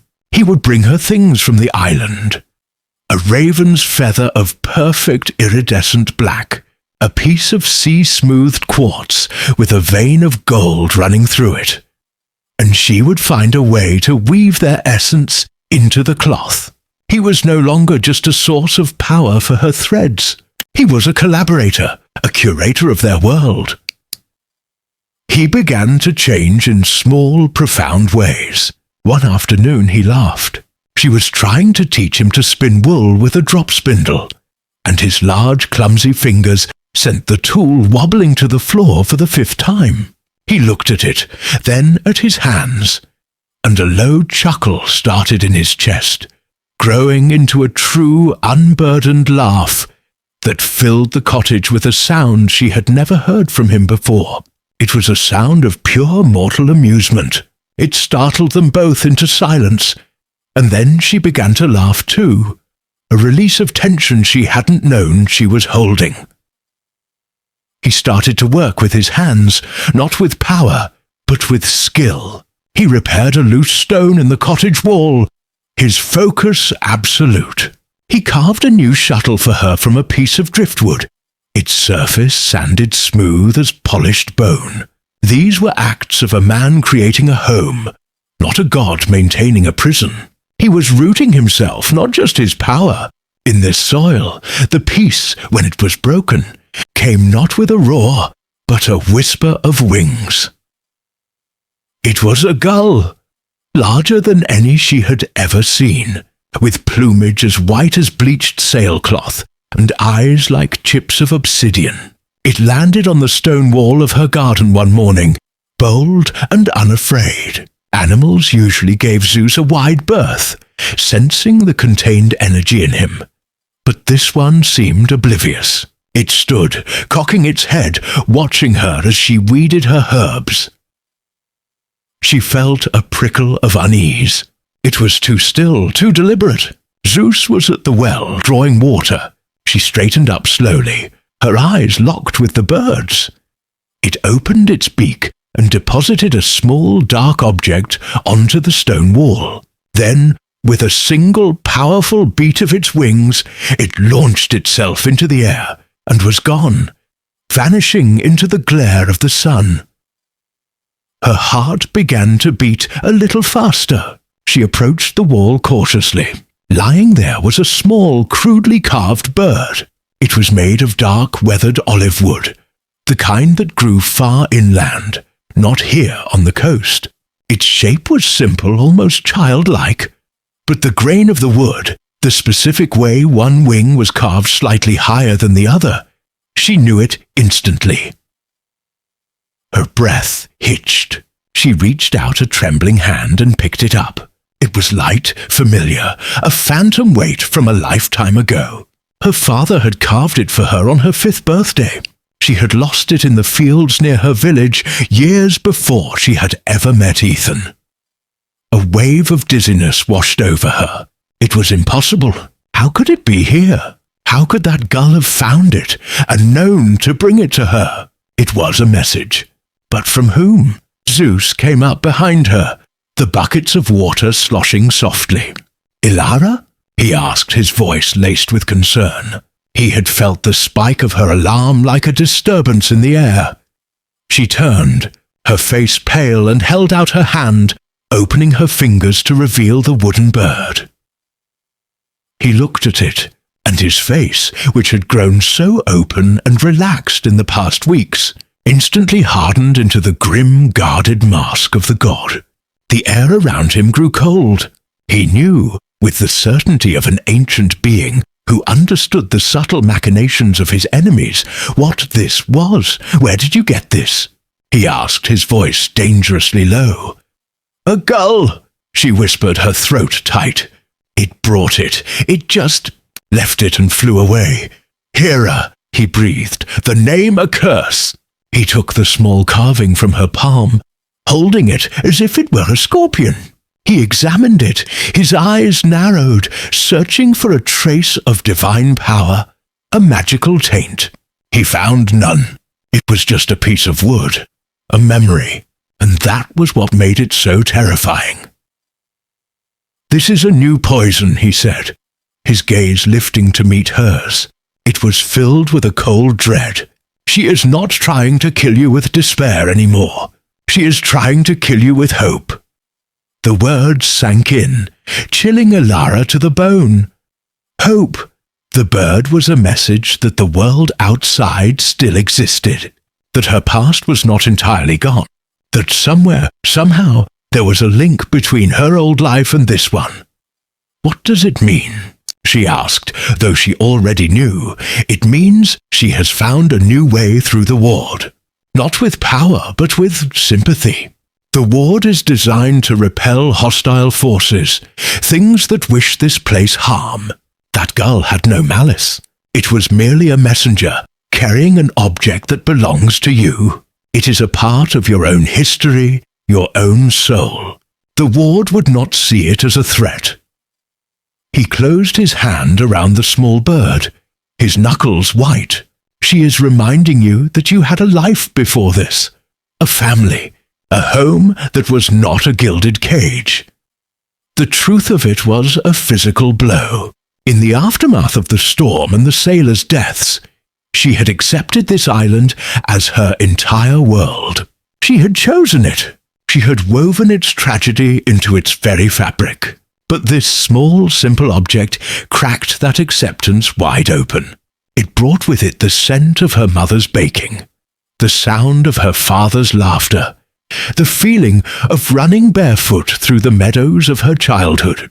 It reminded her of a life where love was not a terrible cosmic choice, but a simple, daily warmth. She felt a pang of longing so sharp and so painful, it stole her breath, a longing for her own people, for a world that was not at war. Zeus saw it in her eyes. He saw the flicker of doubt, the shadow of a life she had been forced to abandon, and he knew this was a weapon he could not fight. He could command the skies, but he could not command her heart. He could not order her not to miss her home. He unclenched his fist. He had been about to crush the wooden bird, to obliterate it with a flash of power. But he stopped. To do so would be to declare war on her past, on a part of her that was not his. It would be an act of tyranny, proving Hera's point. He placed the carving back into her hand. "It is yours," he said, his voice flat. "It is your memory. I will not take it from you." He turned and walked away, leaving her standing alone in the garden, the ghost of her father's love resting in her palm. The sun on the tapestry inside the cottage still glowed, but for the first time its light felt a little less warm, a little more distant. Hera had not thrown a stone. She had planted a seed of memory and longing in the fertile soil of Ilara's heart. And now, They both had to wait and see if it would grow.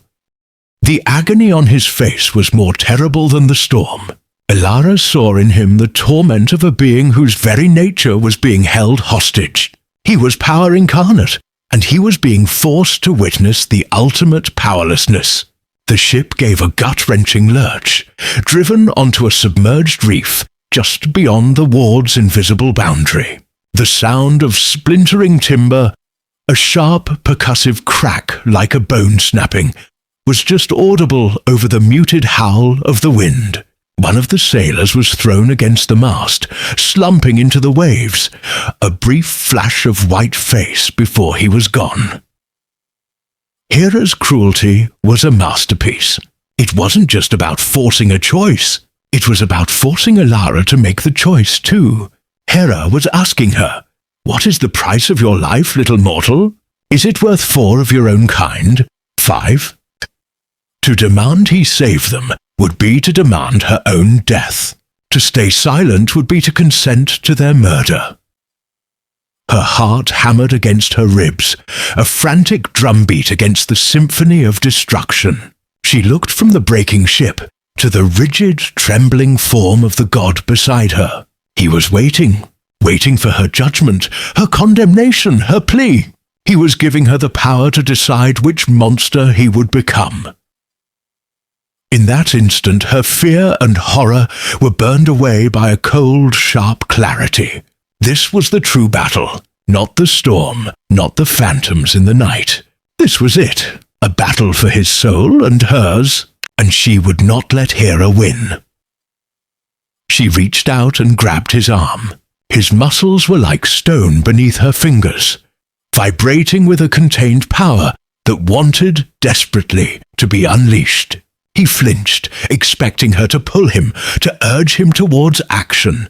Instead, she held him fast. "Don't," she said, her voice small but clear against the gale. "You cannot." He turned his head slowly, his eyes wide with a disbelief that was more painful than his anger had been. He had expected tears, screams, accusations. He had not expected this quiet, terrible absolution. "They will die," he said, his voice raw. "Yes," she whispered, her gaze now fixed on the wreck. "They will." She felt the words tear at her throat. "That is her choice, not yours. She is the monster today." The ship broke its back on the reef. The mast toppled, taking the last of the rigging with it. The men were thrown into the churning black water. For a moment they were just heads, dots in the chaos, their cries swallowed by the storm. Then, one by one, they vanished. The sea, a thing he could command with a breath, had taken them. Zeus let out a sound. It was not a word, not a roar of divine rage. It was a strangled, guttural noise of pure, undiluted grief. A tremor ran through the very rock beneath their feet as his control shattered for a single, infinitesimal second. A wave of force, of raw, frustrated power, radiated from him, striking the inside of the ward. The invisible dome shimmered, showing itself for a brief instant as a rainbow of oil on water, before stabilizing. He had struck the bars of his own cage. Then he was still. He closed his eyes, his face a sculpture of loss. He did not pull his arm from her grasp. He leaned into it, a subtle, almost imperceptible shift of weight, as if her small mortal hand was the only thing holding him together. As quickly as it had begun, the storm passed. The unnatural fury bled from the wind. The black clouds shredded and dissolved, and the sea, though still agitated, began to calm. The sun broke through, glinting on the wreckage that now drifted placidly in the water. A splintered beam, a broken oar, the tattered remains of a sail, the evidence of a tragedy laid bare. The silence that descended was worse than the roaring. It was a hollow, ringing void, filled with the ghosts of the men they had watched die. Zeus finally pulled his arm away from her, not with anger, but with a profound weariness. He walked to the very edge of the cliff, his back to her, and stared down at the floating debris. He stood there for an hour, unmoving, a solitary figure of granite against the now beautiful sky. Elara did not approach him. She understood that this was a grief he had to face alone.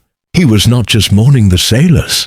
He was mourning a part of himself, the part that could intervene, the part that was a god of action and protection. He was learning the mortal lesson of impotence, and the cost was staggering. When he finally turned, the divine light in his eyes was gone. They were flat, grey, empty. The weariness that had haunted him before was nothing compared to the deep, soul-crushing exhaustion that now radiated from him. He looked old, older than the mountains, older than time itself. He walked past her without a word, his steps heavy, and went into the cottage.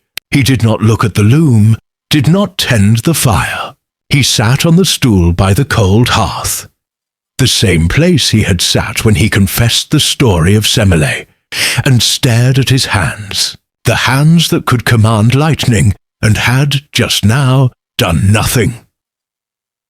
Elara followed him in. The warm light from the tapestry's sun felt like a mockery. She went to the hearth, knelt, and began to build a fire. Her movements methodical and sure. She needed the simple physical task, the creation of warmth in the face of the cold she felt in her soul. "They are dead because of me," he said, his voice a dead monotone, devoid of all its usual resonance. She paused, a piece of kindling in her hand. "No," she said, her voice firm. She did not look at him. She focused on her task. "They are dead because of her. We are alive because of you." "A fine distinction," he scoffed, the sound brittle. "Tell it to their widows, to their children." "I cannot," she said, striking a flint. A spark caught, and a small flame licked at the dry tinder. "But I am telling it to you. She gave you a choice between your duty and your heart. No one should have to make that choice. But you did. You chose." He finally looked up from his hands, his gaze locking onto her. "And you agreed. You watched them die and told me to let it happen. What does that make you, Elara?" The question was cruel, born of his own self-loathing. But she did not flinch from it. She met his gaze, the new firelight flickering in her eyes. "It makes me the woman you chose to protect," she said quietly. "It makes me a woman who understands that the price of this life, this sanctuary, is a debt, and today it was paid. It is a terrible, ugly truth, but it is the truth. Hiding from it will not bring them back." She finished building the fire, and it began to crackle, pushing back the chill in the room. She rose and went to the loom. She looked at the tapestry, at the vibrant living world she was weaving. It felt incomplete now, naive, a story with a missing chapter.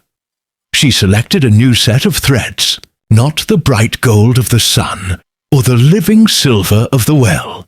She chose the wool he had imbued with the essence of the storm, the restless, shifting grey-blue.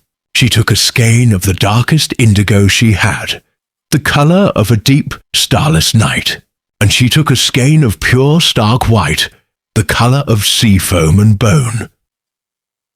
She sat on the bench and began to weave. She did not try to weave the sailors or their ship. That would be a violation. Instead, she began to weave the aftermath. At the bottom of the tapestry, beneath the cliffs, she wove the restless, grieving sea. She wove the sharp, cruel edges of the reef. And into the water she wove 3 small abstract shapes of white and grey. Not bodies, just memories, splintered wood, broken things, a permanent acknowledgement of the cost. He watched her, his silence a heavy weight in the room. He watched as she wove their shared guilt, their shared sorrow, into the very foundation of their world. She was not hiding from the ugliness. She was making it a part of their story, giving it a place so that it could not fester in the dark. Hours passed. The fire burned low. When she finally tied off the last thread, the tapestry was changed. It was no longer just a paradise. It was a world. Beautiful, vibrant, alive, but now touched by tragedy. It was truer. She rose from the loom and turned to face him. He had not moved, but the emptiness in his eyes had been replaced by a deep, fathomless sorrow. "It is done," she said, echoing the words he had spoken after raising the ward. He rose slowly from the stool and came to stand before the tapestry. He looked at the new section, at the dark roiling water and the quiet white fragments she had woven into it. He reached out and gently touched one of the white threads. "You have given them a grave," he said, his voice thick with an emotion he could not name. "A memorial." "We will not forget them," she said. He turned from the tapestry and looked at her. He saw not a frightened mortal or a demanding lover, but a woman of terrifying strength. A woman who could look upon the ugliest parts of existence and refuse to be broken by them. A woman who could take his own shame and transform it into a thing of solemn beauty. He stepped forward, and for the first time, he was the one who initiated the touch. He gently took her face in his hands, his thumbs stroking her cheekbones. His hands were cool, but she could feel a faint tremor in them. "She was wrong," he whispered, his stormy eyes searching hers. "She thought the choice was between being a monster to you or a monster to them." He shook his head slowly. "The real choice was whether to let you see the monster inside me, the part that is selfish, the part that would let the world burn to keep you safe."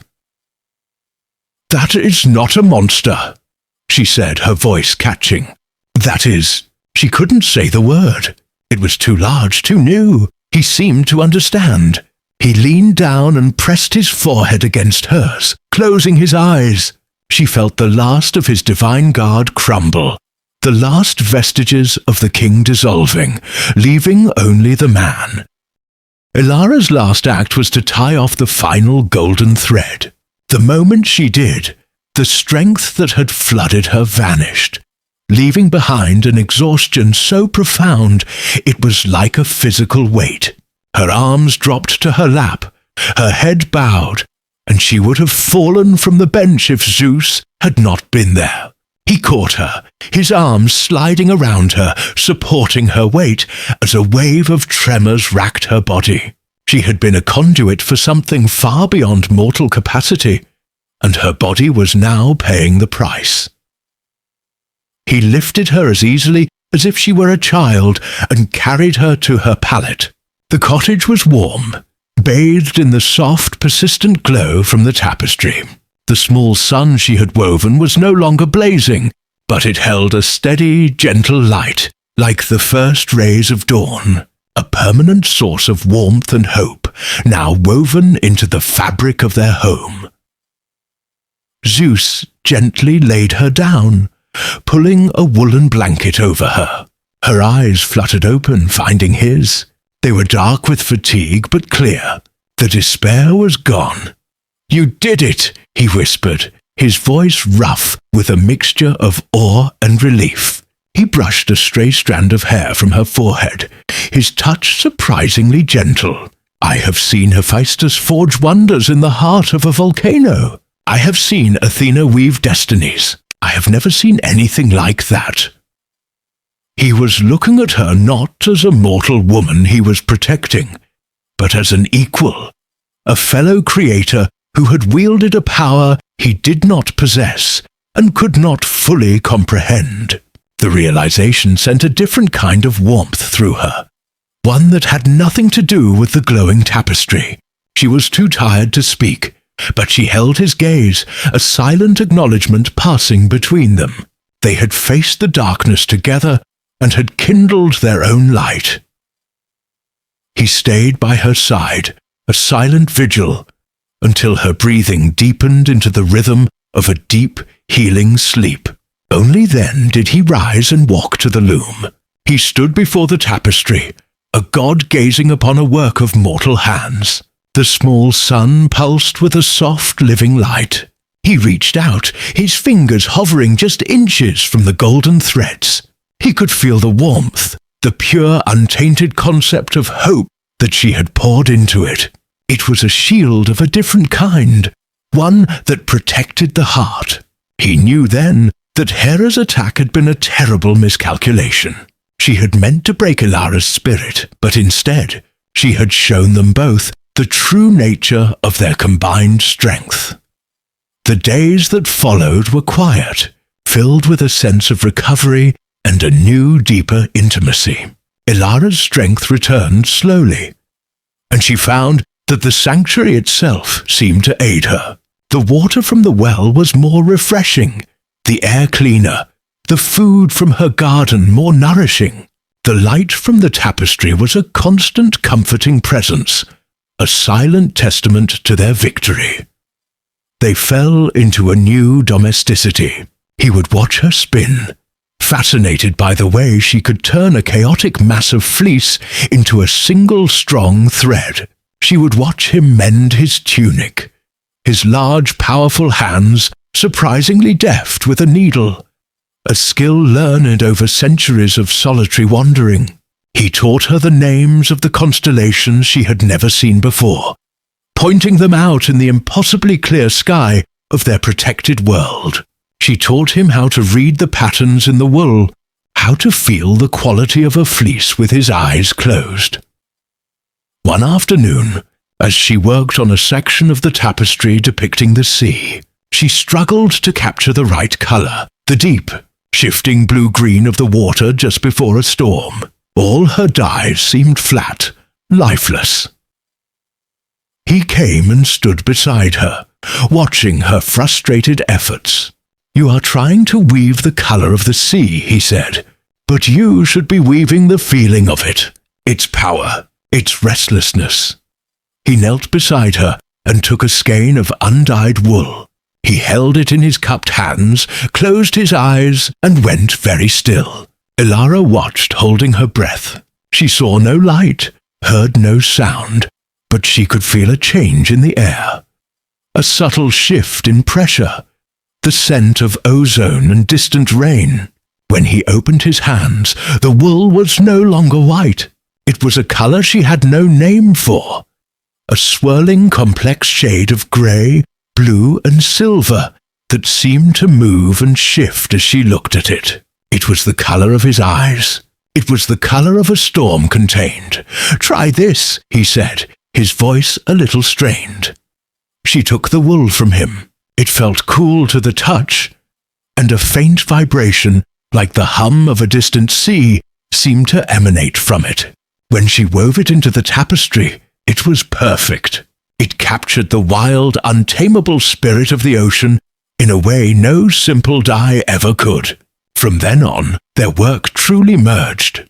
She would describe the essence of what she wanted to create, and he would imbue the raw wool with a sliver of that essence. The steadfastness of rock, the scent of time on a hot day, the quiet of the stars. He was the source. She was the artist who gave his power form and meaning. Their shared creation of the tapestry became the new center of their lives.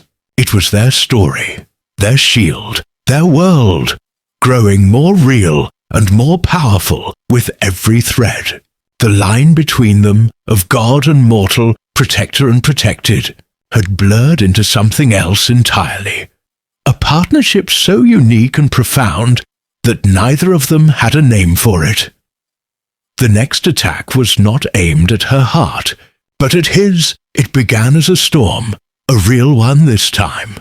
Not a silent weeping malice, but a full-throated tempest born of wind and water. Dark clouds boiled on the horizon, racing towards their island with unnatural speed. The sea, which had been placid moments before, turned into a churning cauldron of black water and white foam. They were safe, of course. The ward was a perfect bubble. As the first waves, the size of houses, crashed against the cliffs below, the sound was muffled, the spray non-existent. Inside their sanctuary, the air was still. The sun on the tapestry glowed with its gentle warmth. They were watching the storm through a thick, invisible window.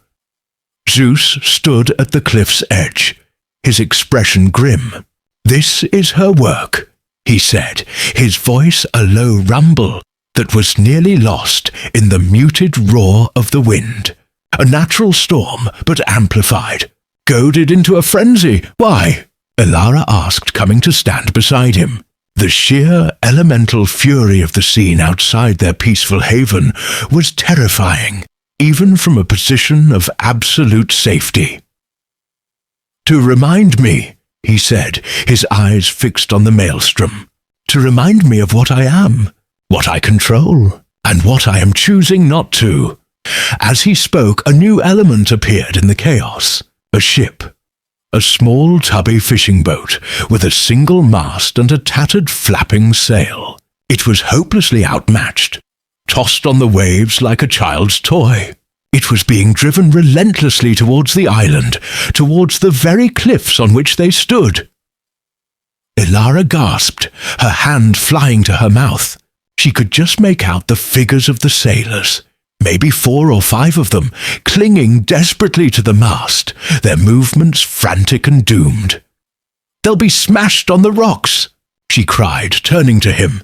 Her first instinctive thought was the same as any mortal's would be when standing next to a god.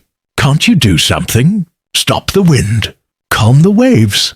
The question hung in the air between them, sharp and terrible. He did not look at her. His body was rigid, his hands clenched into fists at his sides. The muscles in his jaw worked, and she saw a flicker of lightning. A brief, violent flash of silver deep within his storm-grey eyes. "Yes," he said, and his voice was a raw, strangled thing. "I could stop it with a thought. I could raise my hand and the wind would die. The sea would flatten into glass. I could lift that boat and set it down in its harbour as gently as a sleeping child. I could do it all, then do it," she urged, her heart pounding with the sailor's peril. "And what do you think would happen then, Elara?" He finally turned to her, his face a mask of anguish and fury. "This is Hera's masterstroke. This is not an attack. It is a test, a trap. To calm that storm, I must be Zeus, not Ethan, not the guardian of this place. I must be the king of Olympus, the Sky Father. I would have to reach outside this ward with my own power, my true power. The moment I do, I will have revealed myself, revealed this place. The ward would flicker, perhaps for only a second, but it would be enough. She would see us, and she would know that the only way to wound me is to destroy you." The full diabolical cruelty of the trap settled on her. He could save them, but in doing so he would condemn her. His power was a weapon that was now pointed at her own heart. "But if you do nothing," she whispered, looking back at the doomed ship. It was closer now, so close she could see the terror on the face of one of the men as a wave crashed over the deck, sweeping another sailor into the churning sea. "If I do nothing," Zeus finished, his voice like grinding stone, "I stand here and watch them die. I, who command the very elements that are killing them.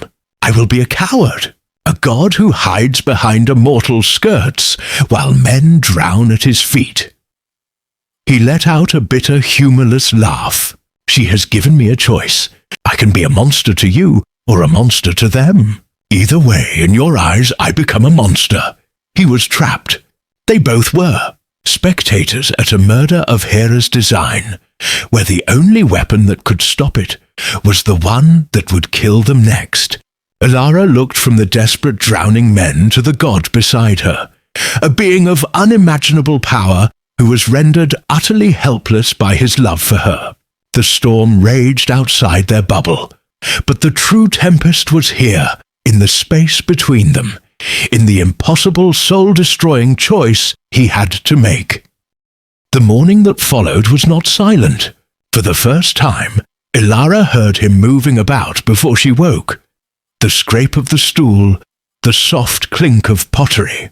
When she emerged from the sleeping alcove, she found him tending the fire. A small flame already crackling in the hearth. A piece of flatbread, studded with olives from their tree, was warming on a stone beside it. He looked up as she approached, and the guarded, watchful expression he usually wore was gone, replaced by a simple, open tiredness. He had fought for her in the night, not with thunder, but with truth, and the battle had left him bare. "I thought you might be hungry," he said, his voice quiet. She nodded, accepting the offering. They ate in a comfortable quiet, the kind that exists between people who have weathered the same storm. The bread was warm, the olives sharp and salty. It was a simple meal, but it felt like a sacrament, a reaffirmation of the life they were fighting to preserve. His confession had not driven a wedge between them. It had raised the last of the walls. She was no longer just the woman he was protecting. She was the keeper of his vulnerability, the only living soul who knew the story of his failure not as a myth, but as a scar. Later that day, she returned to her loom. The tapestry of their world was half finished. The olive tree stood proud, its roots shimmering with a faint golden thread. The well was a circle of pure silver. As her hands moved, she felt a change in the work. Before, she had been weaving a picture. Now, she was weaving a feeling. The taste of the pure water, the scent of the olive leaves, the profound stillness of their sanctuary. It was as if the essence of the place was flowing through her fingers into the threads. He came to stand behind her, watching the shuttle fly. He did not speak for a long time, simply observing the image taking shape. "You are not just capturing its likeness," he said finally, his voice filled with a dawning wonder. "You are weaving its soul." Ilara paused, her hand on the weft. "It's just wool and dye." "No, it is more." He stepped closer, pointing to the silver thread she was using for the well. "My power made the water pure. Your hands are giving that purity a form, a permanence that exists outside the well itself. You are creating an anchor, a second heart for this place." He looked from the loom to her, and his eyes held a startling reverence. "I built the walls, Ilara. You are building the foundation. The more real this tapestry becomes, the more real this sanctuary is. It is a ward of your own making, a mortal magic that even Hera may not understand." The thought was staggering, that her art, her simple lifelong craft, could be a weapon in a war between gods. It gave her a sense of purpose that transcended mere survival. She was not a passive resident of this paradise. She was its co-creator, its chronicler, its defender. Her hands, which had only ever known how to make beautiful things, were now tasked with making a safe thing. She returned to her work with a new intensity, each pass of the shuttle a deliberate act of defiance. For a month, a fragile peace settled over them. They worked, they ate, they talked. He told her stories, not of his conquests and triumphs, but of the quiet, forgotten moments between the myths. He spoke of watching the first forests grow on the Peloponnese Peninsula, of the taste of nectar made from flowers that no longer existed, of the surprising wit of a cyclops he had once known. He spoke of his loneliness on a throne surrounded by beings who feared him too much to truly see him. In turn, she told him of her grandfather, the man who planted the olive tree, of her mother who had taught her to weave, of the small, simple joys of a life she now realized she had taken for granted. They were mapping the landscapes of their lives for each other, finding common ground in the universal soils of love and loss. Their fragile peace was shattered on a day that began with a sky of bruised purple. There were no clouds, yet the light was dim, as if they were seeing the sun through a thick, smoky glass. The air grew heavy and cold, and the vibrant colors of the sanctuary, the brilliant flowers, the silvery green leaves, seemed to fade, bleached of their vitality. "She is coming," Zeus said, his voice a low growl. He stood outside the cottage, his face turned to the strange, sick sky. Not an illusion this time. Something else. A drop of rain hit Ilara's outstretched palm. It was not wet. It was cold and oily, and it did not evaporate. It clung to her skin like a tear of liquid grief. Another fell, and another. The sky began to weep. The rain had no sound, falling in a deadening silence, and where it touched, it did not nourish. The petals of the flowers by the door curled in on themselves, turning a desiccated brown. The leaves of the olive tree, the tree he had poured his own life into, began to droop. A wave of profound, irrational sadness washed over Ilara. A feeling of utter hopelessness. What was the point of fighting? Of weaving? They were trapped. They would die here. Her art was meaningless. Her life was a brief, pointless flicker. The thoughts were not her own, yet they felt like the deepest truth she had ever known. She felt the strength drain from her limbs, the will to stand replaced by a leaden desire to lie down on the damp earth and let it claim her. "Ilara, fight it!"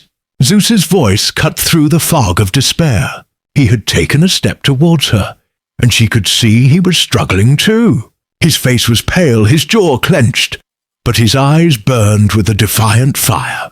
"This is not real rain. It is sorrow. She is raining despair on us, trying to drown our hope." He was right. It was a poison for the soul. He was a god, used to titanic emotions, and could weather the initial assault. But she was mortal, her heart a fragile vessel, and it was threatening to crack under the weight of this divine melancholy. "I can't," she whispered, her voice trembling. The loom inside seemed a monument to her foolishness. "Yes, you can." He grabbed her arm, his grip a painful anchor in the swirling miasma of hopelessness. "Your loom, Ilara, the tapestry. It is the heart of this place. If she can quench its light, she wins. You must go to it. Weave the sun." The idea was absurd. Weave the sun while the world ended. But his desperation was a spark in the suffocating darkness. He was not ordering her. He was pleading with her. He could not fight this battle for her. Only she could. He half-dragged, half-guided her back into the cottage. The interior was dark, the gloom from outside seeping through the walls. The small flame in the hearth sputtered, threatening to die. The tapestry on the loom was dull, its vibrant colors muted by the oppressive atmosphere. "I cannot stop the rain," he said, his breathing ragged as he fought his own battle against the crushing despair. "But I can give you a shield, a moment of clarity." He released her and stood behind her as she numbly sat on the weaver's bench. He placed his hands on her shoulders. He did not pour power into her, but around her. A faint golden warmth, the last dregs of his own hope, enveloped her, pushing back the worst of the soul sickness. It was a small, protected space in a world that was drowning in sorrow. "Now!" he urged, his voice tight with strain. "Weave." Her hands felt like lead. Her mind was a swamp of nihilism. But she looked at the tapestry. She saw the silver well. She saw the golden-rooted tree. She saw their world, and a tiny, stubborn spark of defiance ignited within her. Hera would not have this. She would not let her unmake their story.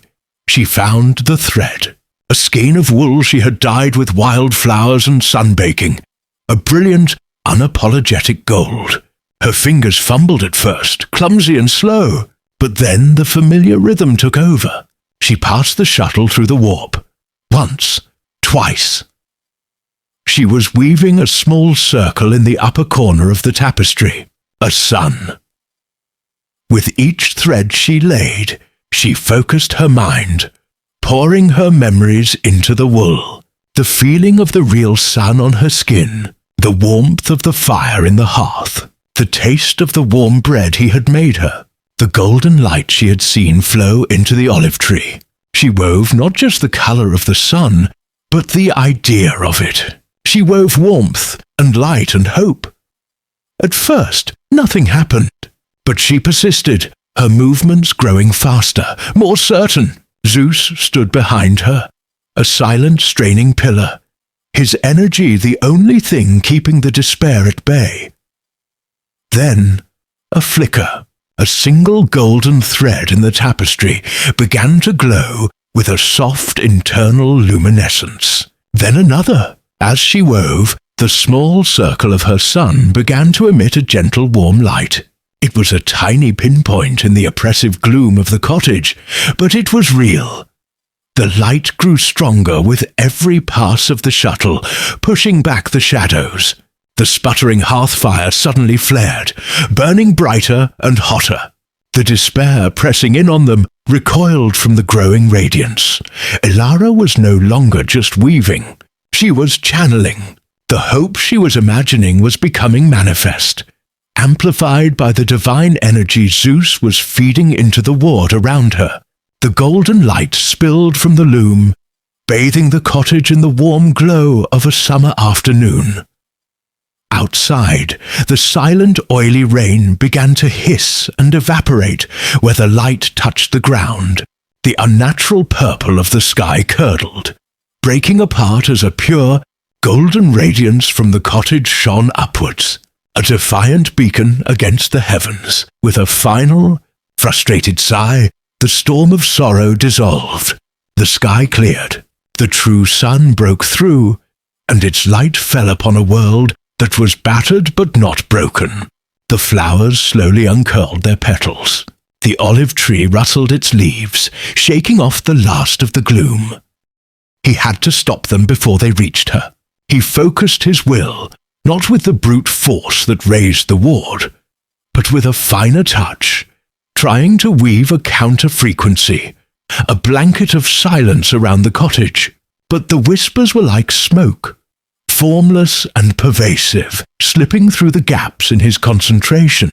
They were tailored from his own memories, imbued with the resonance of his own regret, and they slid past his defenses like a traitor's key in a familiar lock.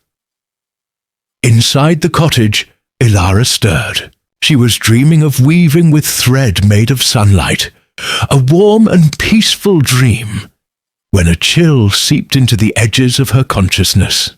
A sound, thin and reedy, like a distant keen of morning, pierced the fabric of her sleep.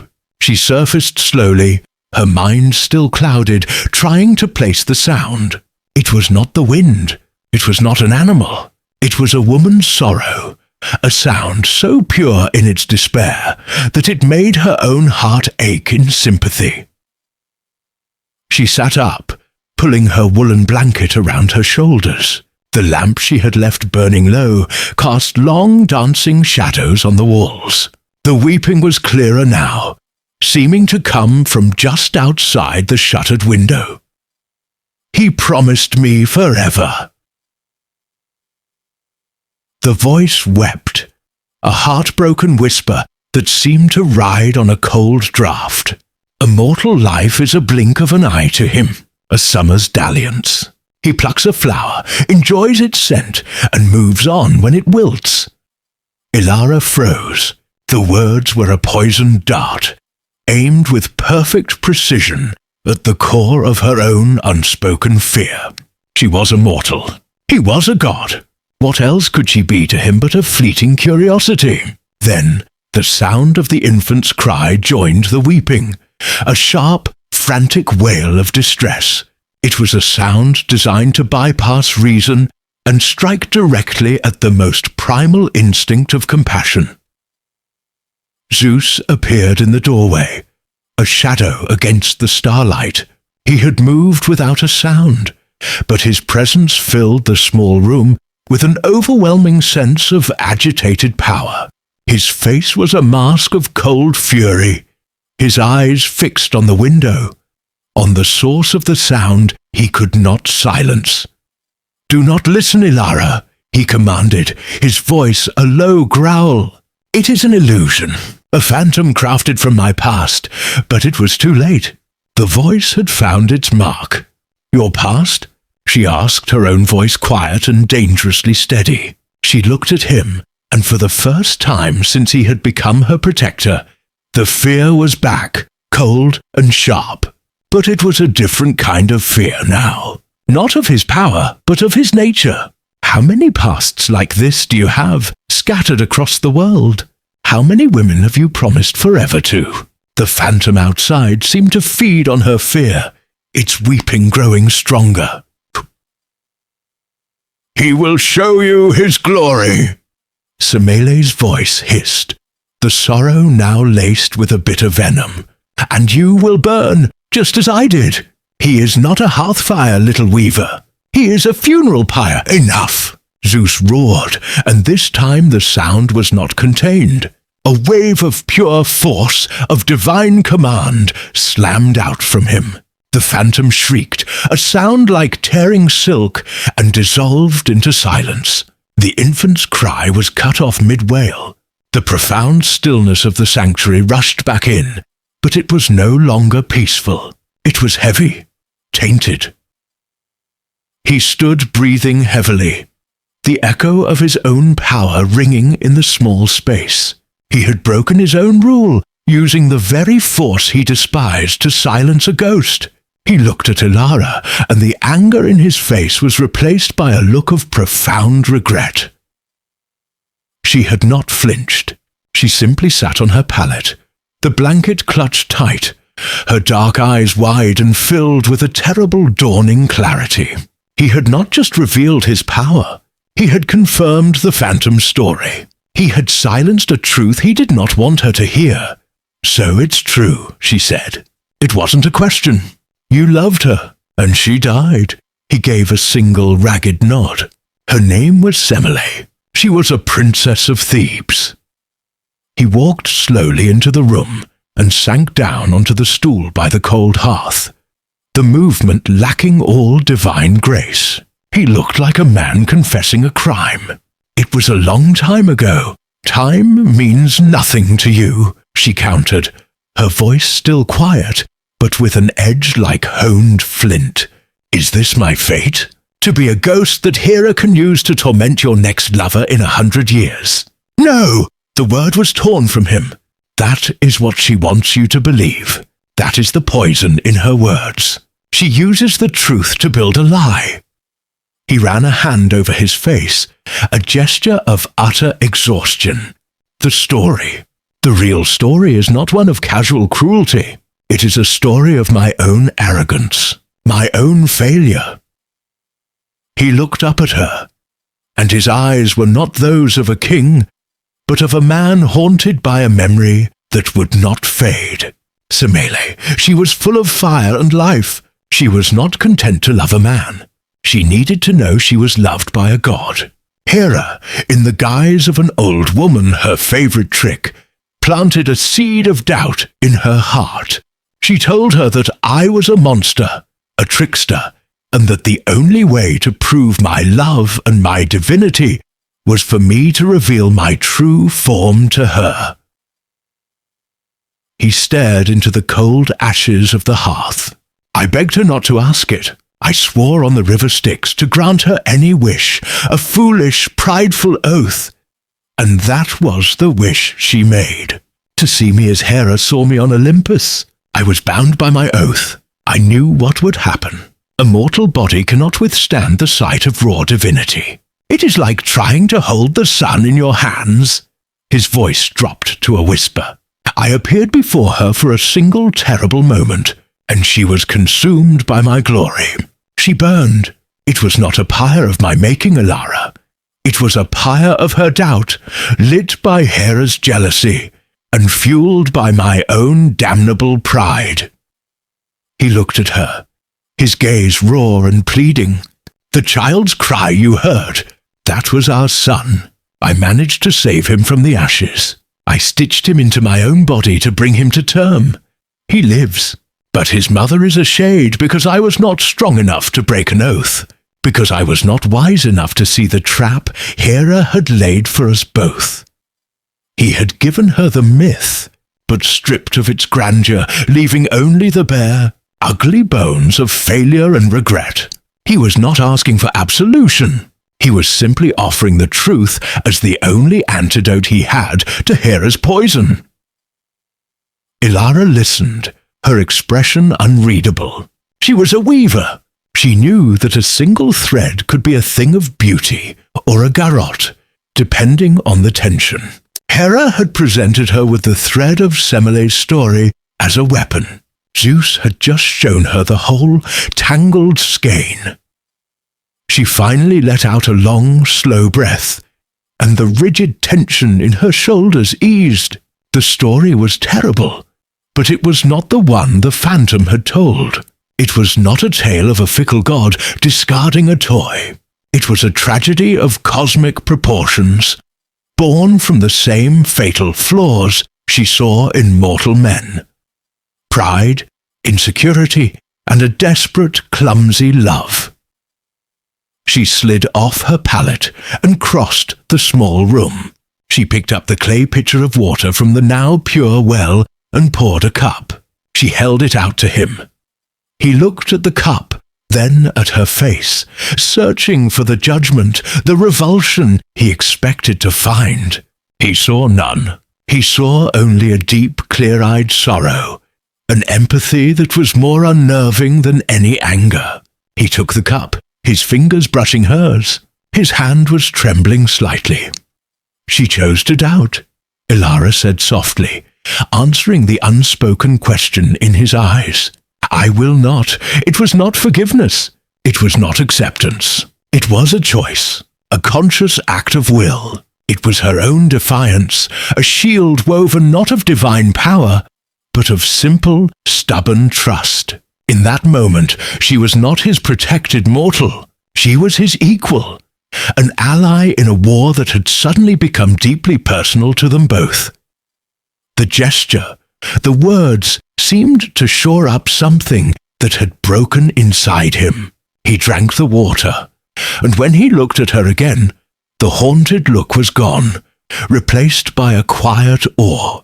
He had come to her cottage seeking to understand mortal contentment. Instead, he was discovering mortal strength, and it was a force more formidable than any he had ever encountered. She looked from his face, now stripped of all divine arrogance and filled with a desperate, terrible sincerity, to the dying branch of the olive tree. He was right. This was a war of attrition, and Hera had eternity to wait for them to fail. Her first act of defiance had been to weave. His was to unmake the world. Now he was offering to become a world for her. The scale of it was too vast to comprehend, like trying to imagine the weight of the sky. But she could understand the cost. She saw it in the new lines of strain around his eyes, in the way he held himself, as if containing a power that was becoming a burden. He was offering to root himself in this small mortal plot of land, to tether his cosmic being to the life of a single tree, a single well. It was an act of self-imprisonment that dwarfed her own. For the first time she reached out and touched him. Her fingers, calloused from the loom, brushed against the skin of his forearm. It was warm, solid. It was not the flesh of Ethan the sailor. There was a faint, deep vibration beneath the surface, the thrum of a contained universe. The contact was a shock to them both. He flinched, not in recoil, but in surprise, as if he had forgotten what a simple, unasked-for touch felt like. "You would do that?" she asked, her voice barely a whisper. You would chain yourself here for me?" "I would," he said, and his stormy eyes met hers. "I have been chained to a throne for millennia, Elara. It is a cold and lonely seat. This would be a chain with a purpose. It would be to protect a thing of beauty from being destroyed." She let her hand fall away. The choice was no choice at all. It was the only path that did not end in a slow, withering death. But her acceptance was no longer the desperate plea of a victim. It was the solemn agreement of a partner in a strange and terrible pact. "Then we must create," she said, echoing his own words back to him. The second ritual was nothing like the first. There was no grand display for the sea and sky. This was a quiet internal act of creation, a turning inward. It began at the well as the sun set. Elara brought the lamp from the cottage, its small flame pushing back the purple twilight. Zeus knelt by the stone lip of the well, took the rope, and drew up a bucket of water. He stared into it, and Elara could see the reflection of his face, pale and grim. The water was murky, a faint, foul smell rising from it. He plunged his hands into the bucket. He closed his eyes, his jaw clenched. The cords in his neck stood out, and a sheen of sweat that was not of this world beaded on his brow. The water began to glow. A soft silver light, like captured moonlight, emanated from his submerged hands, swirling through the bucket. The murky particles seemed to dissolve, the foul scent replaced by the clean, sweet smell of a mountain spring after a thunderstorm. He held his hands there for a full minute, his body trembling with the sustained effort. When he finally drew them out, the water was so clear it was almost invisible, the silver light fading back into his skin. He lifted the bucket to his lips and drank deeply, then offered it to her. Hesitantly, she took it. The water was cool and tasted of stone and sky. It was the purest thing she had ever drunk. As she drank, she felt a warmth spread through her, a sense of vitality that pushed back the creeping dread in her heart. Next, they went to the olive tree.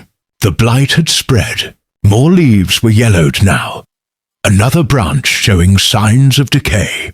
He did not touch the dying branches. Instead, he went to the ancient Goliath trunk and laid both his palms flat against the gnarled bark.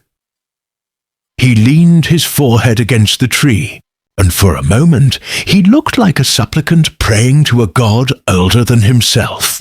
A golden light, softer and warmer than the silver of the well, pulsed from his hands.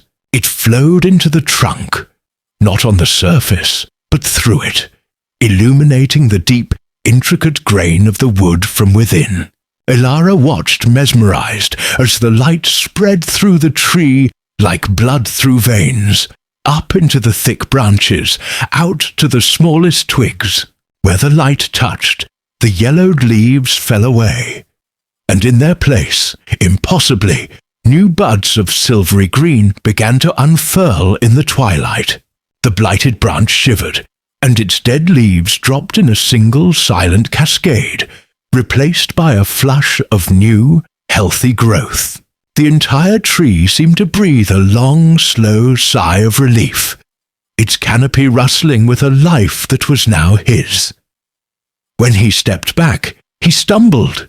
Elara rushed forward, grabbing his arm to steady him. The divine light was gone from his skin. He was pale, his breathing ragged. The sheer effort of it had taken a visible physical toll. He was no longer just a god in disguise. He was a god diminished, a god who had poured a measure of his own immortality into the soil beneath their feet. "It is done," he rasped, leaning on her for support. "The roots are severed from the island. The well draws from a source I have. Made, this place is now its own. It will live." The change in the following days was palpable. Their small sanctuary, once merely protected, was now vibrantly, aggressively alive. The herbs in Elara's garden grew with a fierce vitality. their scents rich and intoxicating. Strange, beautiful flowers she had never seen before bloomed in the crevices of the rocks, their petals the color of sunset and deep space.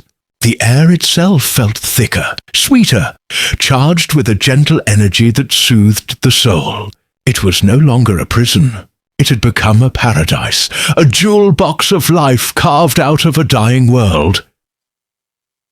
And he had changed. He slept now, deep, dreamless sleeps from which he would wake with a mortal's disorientation. He tired, he needed to eat, to rest.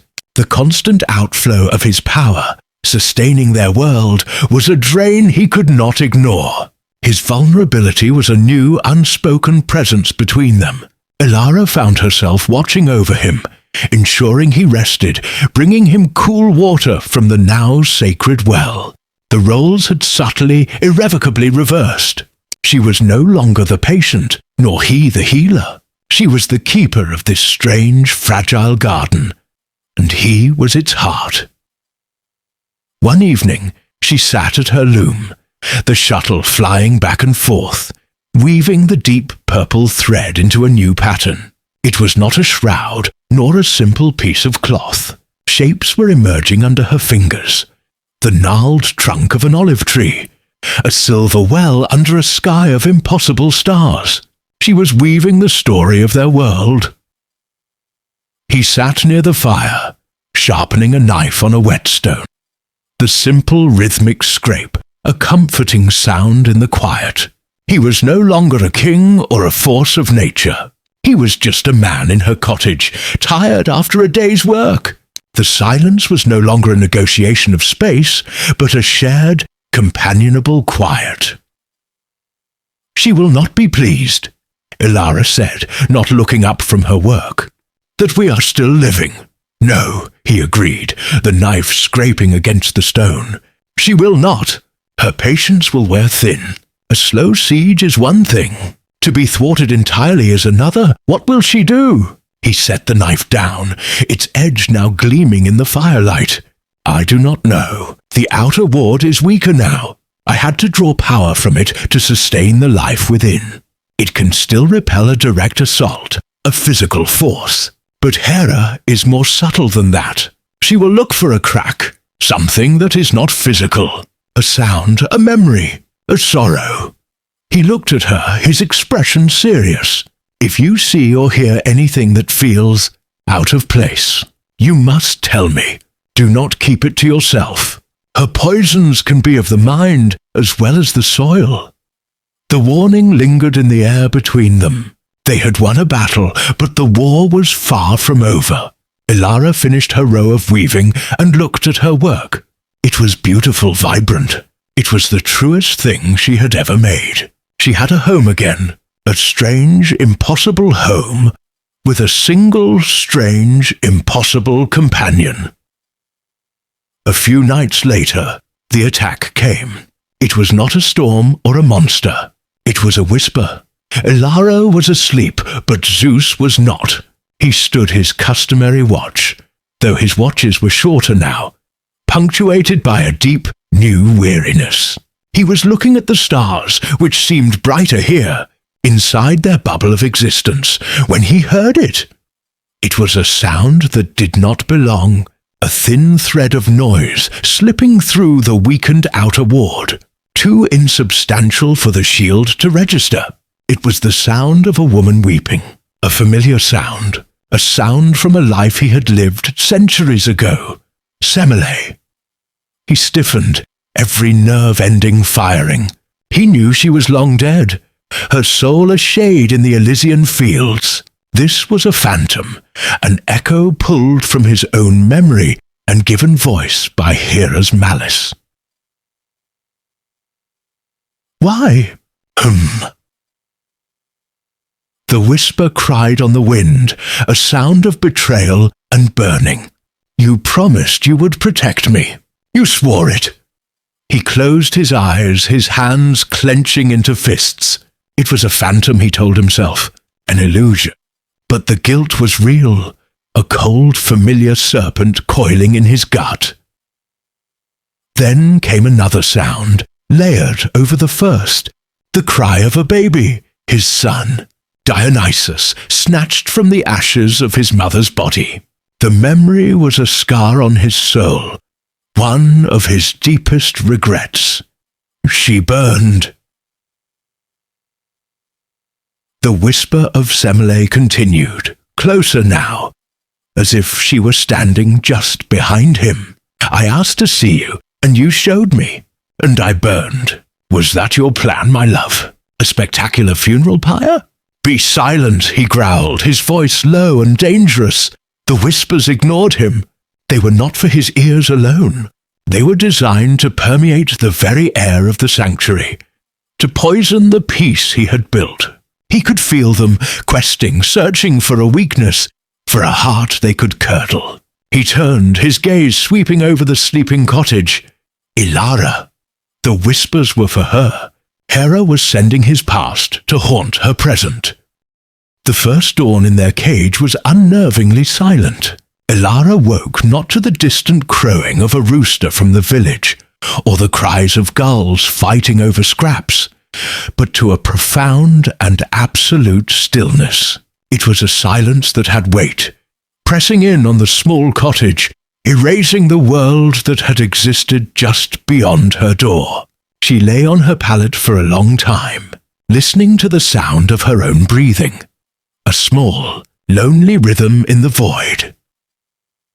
When she finally rose and stepped outside, the air was cool and strangely pure, as if it had been washed clean of every scent but salt and time. The sun was rising, painting the placid surface of the sea in hues of rose and gold, but the light itself seemed different, sharper, more focused, as if they were under a vast, clear lens. He was already awake, standing by the cliff's edge where he had performed his terrible, magnificent ritual. He was watching the horizon, but his posture was not one of appreciation. It was the stance of a sentry, a guardian on the walls of a fortress. He was dressed again in the simple tunic of Ethan, but the illusion was gone forever. She could feel the power simmering beneath his skin, the constant low hum of the ward that was now an extension of his own being. He heard her approach and turned. The exhaustion was still there, etched in the lines around his storm-grey eyes, a deep, cosmic weariness that made him seem both ancient and fragile. "The ward holds," he said. It was not a boast, but a simple statement of fact. Ilara said nothing. She walked past him, her bare feet silent on the stone path, until she reached the point where the cliff track began its descent to the village. She reached out her hand slowly, tentatively. Her fingers met a surface that was not there. It was not solid like glass, nor did it tingle with energy. It was like pushing her hand into a column of cool, dense water that would not yield. She pressed harder, and the resistance grew, a firm, absolute denial. Beyond her fingertips, she could see the path, the familiar curve of the earth, the distant shapes of the village rooftops. They were as clear as they had ever been. But they might as well have been a painting, a memory of a world she could no longer touch. The finality of it was a cold, heavy stone in her stomach. She drew her hand back and turned to face him.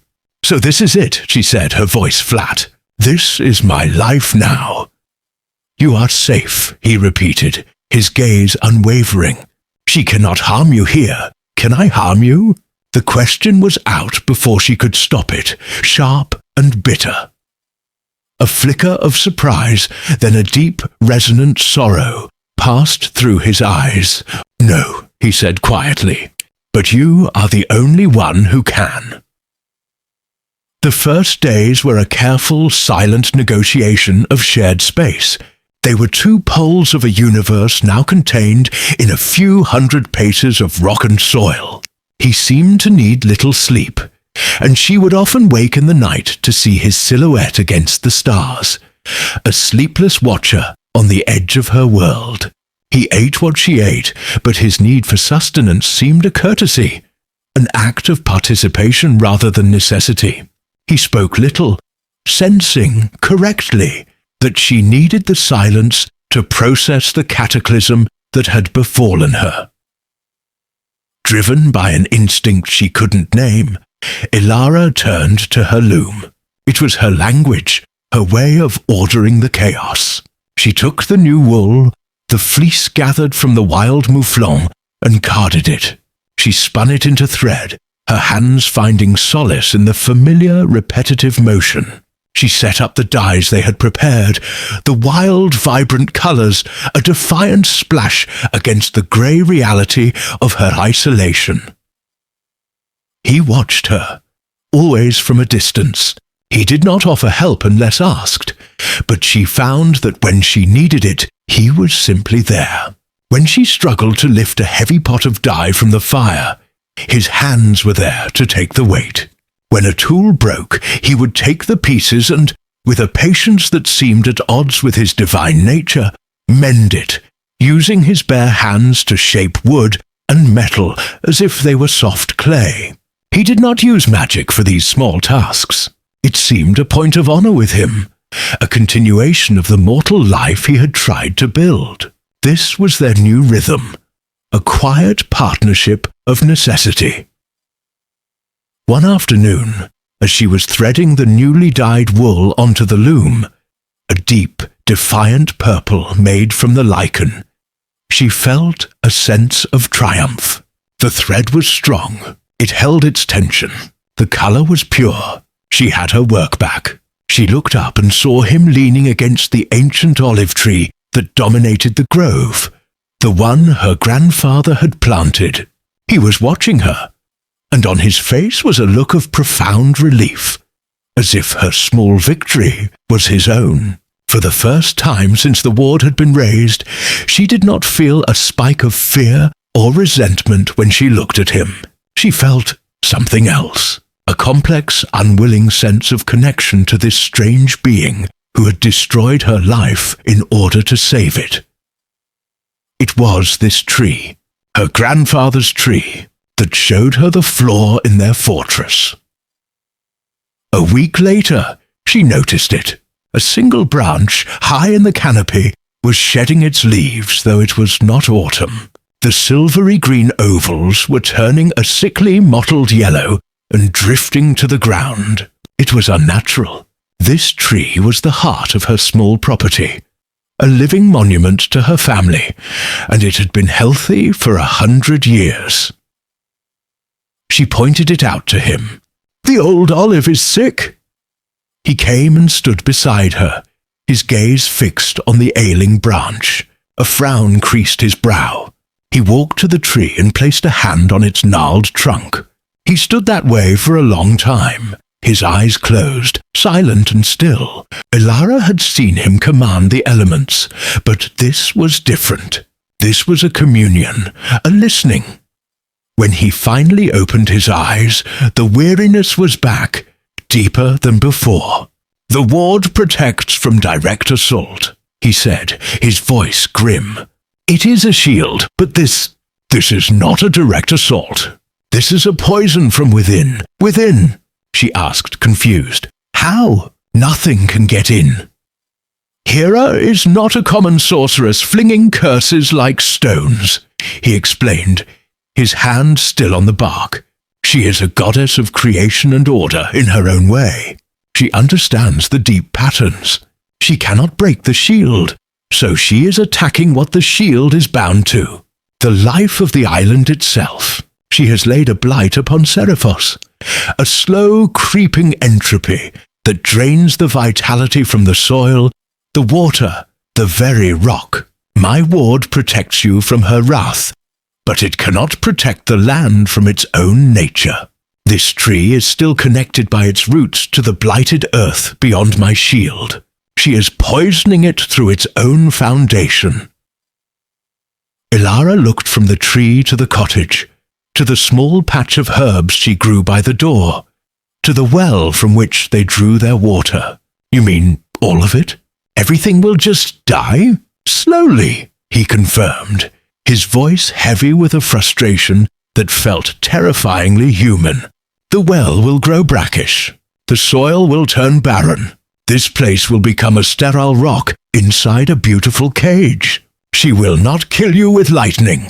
She will let you watch your world wither and fade, and she will let you starve. It is a far more patient and far crueler form of revenge. The hope that had begun to bloom in Ilara's chest over the past week withered. She had thought she had made her choice, had accepted the terms of her survival. But this was a new, insidious clause in their contract. She looked at the dying branch, a harbinger of the slow, inevitable decay of her entire world. Her tiny, protected prison. She had traded a quick death for a slow one. She turned to him, a desperate anger rising in her. Then your grand gesture was for nothing. You've trapped me here to watch me die of thirst. No, he said, turning to face her fully. And for the first time, she saw not a god's power or a man's weariness, but the raw determination of a cornered animal. It was not for nothing. It bought us time, and it means the battle has changed. We can no longer just defend. We must create. Create? She scoffed. Create water? Create soil. Yes, he said, and the single word was spoken with such absolute certainty that her disbelief faltered. The ward draws its power from me, but it is bound to this place. I can't abandon it, but I can pour more of myself into it. I can sever the roots. I can purify the well. I can make this small patch of earth a self-sustaining island within an island. But it will have a cost. It will weaken me. It will weaken the outer shield. And it will bind me to this soil as surely as that tree's roots. He was offering to become the very lifeblood of her prison, to transform from its jailer into its soul. It was a sacrifice so profound, so far beyond the scope of mortal understanding, that it left her speechless. He was offering to make himself a garden for her, even as the world outside turned to desert. I know, he answered, and the two words were heavy with the weight of ages. I see the pattern she is weaving, and you are right. We cannot win by trying to rethread a tapestry she is determined to destroy. He looked from the broken bird to her face, his gaze holding an intensity that was no longer mortal. The pretense was gone, burned away by the cold fire of Hera's cruelty. She has declared war on this place, on your peace. Answering with thunder would only make me the monster she wants me to be. But doing nothing is to sacrifice you to her pride. There is a third way, but it is a choice you must make, and it will change this place forever. Ilara rose slowly, brushing the dust from her knees. She felt strangely calm, the way a sailor does when the storm has broken, and all that is left is to survive the wreckage. What choice? She attacks you through the threads that connect you to the world, he explained, his voice a low rumble. Your community, your work, the life around you. So I will cut them. A chill that had nothing to do with the sea breeze ran down her spine. Cut them? You mean kill them? No! The denial was instant, violent. Never. I mean, I will sever this small piece of the island from the rest of the world. From her reach, I can create a ward, a shield woven not of wool, but of my own essence, bound to the rock and the sea and the air. Within its borders her curses will not hold. Her malice will find no purchase. The wool will not turn to dust. The water will run clear. You would be safe. It was a staggering proposition. A divine cage, a sanctuary built by a god. And what would be the price? She asked because she knew, with the certainty of a woman who bartered for every skein of wool, that nothing came without a cost. Isolation, he said, his eyes unflinching, perfect and absolute. To those outside, this cliff, this cottage, will simply not be there. They will see only rocks and sea. They will forget you, and you will never be able to leave. The ward would hold you as surely as it would hold her out. You would be a prisoner in your own sanctuary." He paused, the silence stretching. "And I would be your jailer, for the ward requires my presence to sustain it." The full weight of his offer settled on her, to be safe but utterly alone, to be protected but trapped. Her life, already shrinking, would be reduced to this single patch of land, her only companion, the cause of all her suffering. She looked out at the sea, at the distant haze that was the next island, a place she had once dreamed of visiting. That world would be erased. Then she looked back at the small broken body of the gull. That was the alternative, a slow, cruel dismantling of her soul, ending in a meaningless death. Her old life was already a ghost. The villagers had cast her out. Her work was impossible. Her kindness had been met with murder. What was she truly giving up that Hera had not already taken? "Do it," she said, her voice clear and hard as stone. A flicker of surprise, then profound relief, crossed his face. He nodded once, a gesture that held the weight of a king's decree. "Tonight," he said, "when the stars are highest, the firmament is strongest then." He gently took the dead bird, his large hands surprisingly tender, and carried it to the cliff's edge. He did not toss it to the waves, but laid it on a ledge of rock, a silent, humble burial. He was no longer trying to be a man, but in that small gesture, Ilara saw more humanity than she had ever seen in the suspicious, fearful villagers. As dusk fell, a strange quiet descended. The wind died. The ceaseless chatter of insects fell silent. Even the waves seemed to hush their roar against the rocks, pulling back into a soft, rhythmic sigh. A sense of anticipation hung in the air, a deep, resonant stillness, as if the world itself was holding its breath. Ilara lit a single lamp in the cottage, its small flame a lonely point of warmth against the encroaching dark. She sat at her loom, her hands resting on the frame, but she did not weave. She was waiting. When he entered, the lamplight seemed to dim, not because he cast a shadow, but because a different kind of light emanated from him. He had shed the last vestiges of Ethan.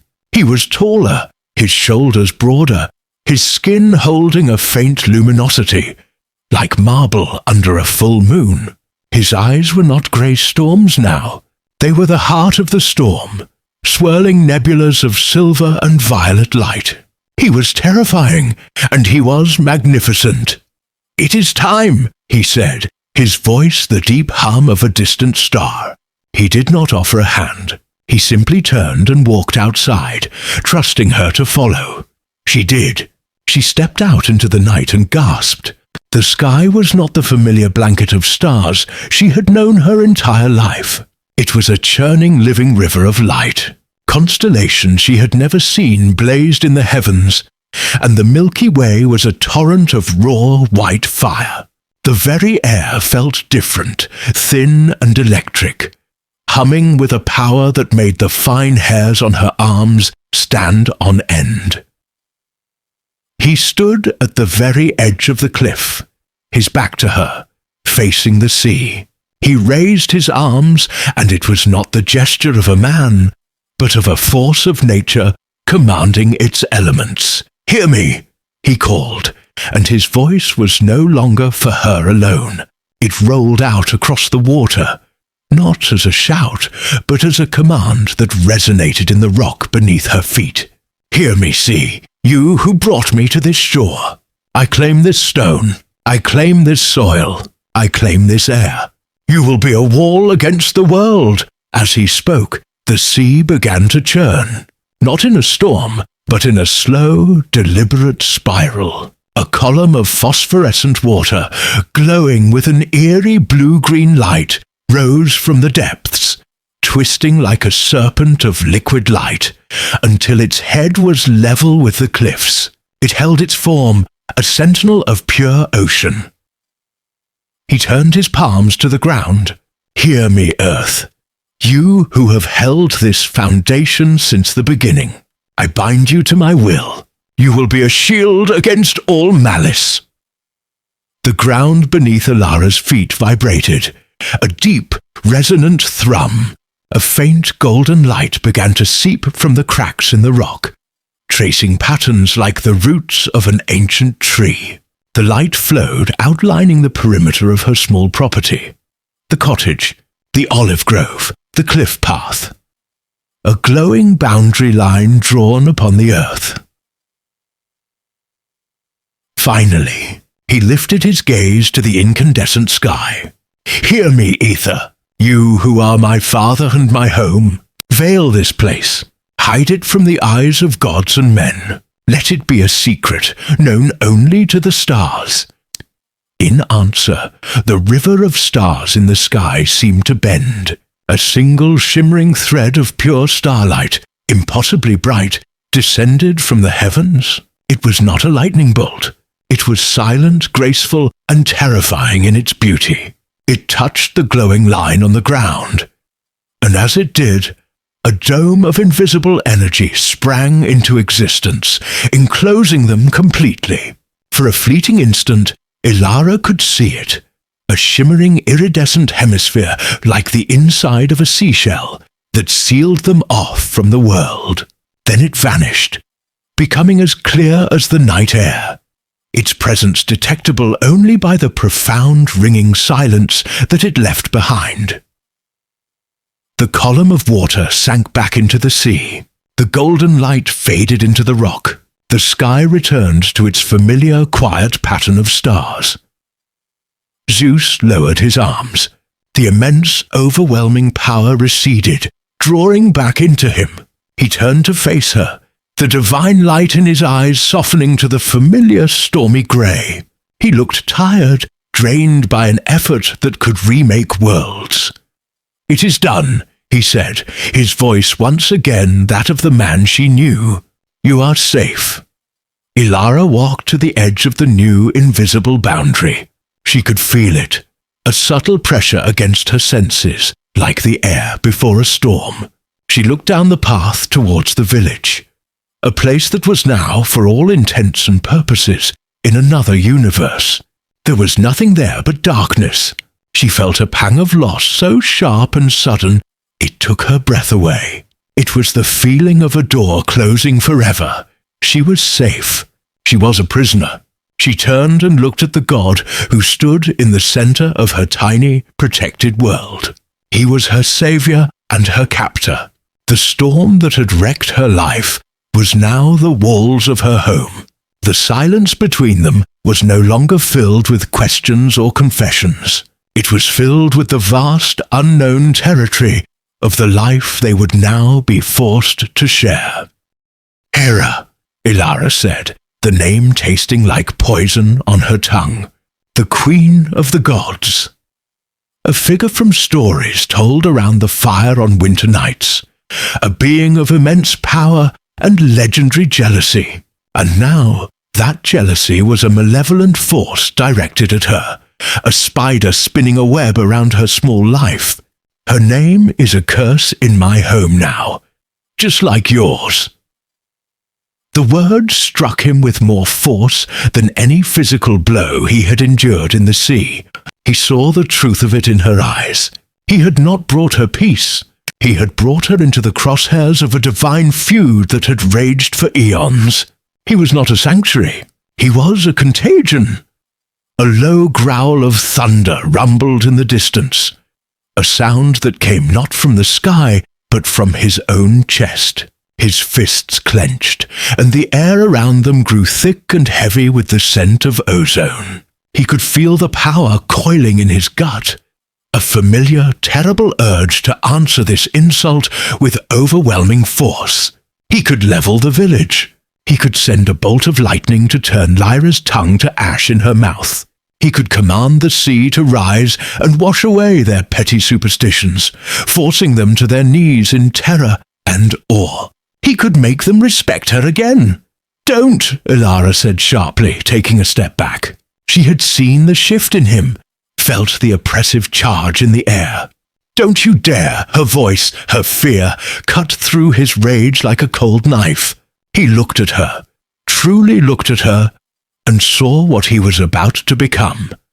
The very monster Hera was painting him as, a tyrant who used fear to shape the world to his whims. It was the antithesis of everything he had sought here. He forced his hands to uncoil, finger by agonizing finger. The distant thunder faded, and the air cleared, leaving only the clean salt scent of the sea. "To use my power on them would be to prove her right," he said, his voice raw. "It would be a violation of everything I came here to find. It would make you a queen in a kingdom of ash. It would destroy you more than their whispers ever could." He was trapped. His omnipotence was a cage. Any move he made as a god would only tighten the web around her. He was the cause of her suffering, yet he was powerless to end it in the only way he knew how. Elara watched him, her expression a complex mixture of fear, anger, and a dawning understanding of his impossible predicament. "So what then?" she demanded. "We do nothing? I am to be an outcast for the rest of my days, because the king of the gods grew tired of his throne?" "No," he said, a new resolve hardening his features. "We do not do nothing. We fight her, but we fight her on your terms, not with lightning. With this," he gestured towards the cottage, towards the loom, "with the life she is trying to destroy." Over the next week, they began a silent, grim war against an invisible enemy. Elara, with a stubborn defiance that ignited a fierce admiration in Zeus, returned to her loom. The funeral shroud was finished, but she would not deliver it. Instead, she began a new tapestry. A simple bolt of cloth the color of the summer sky.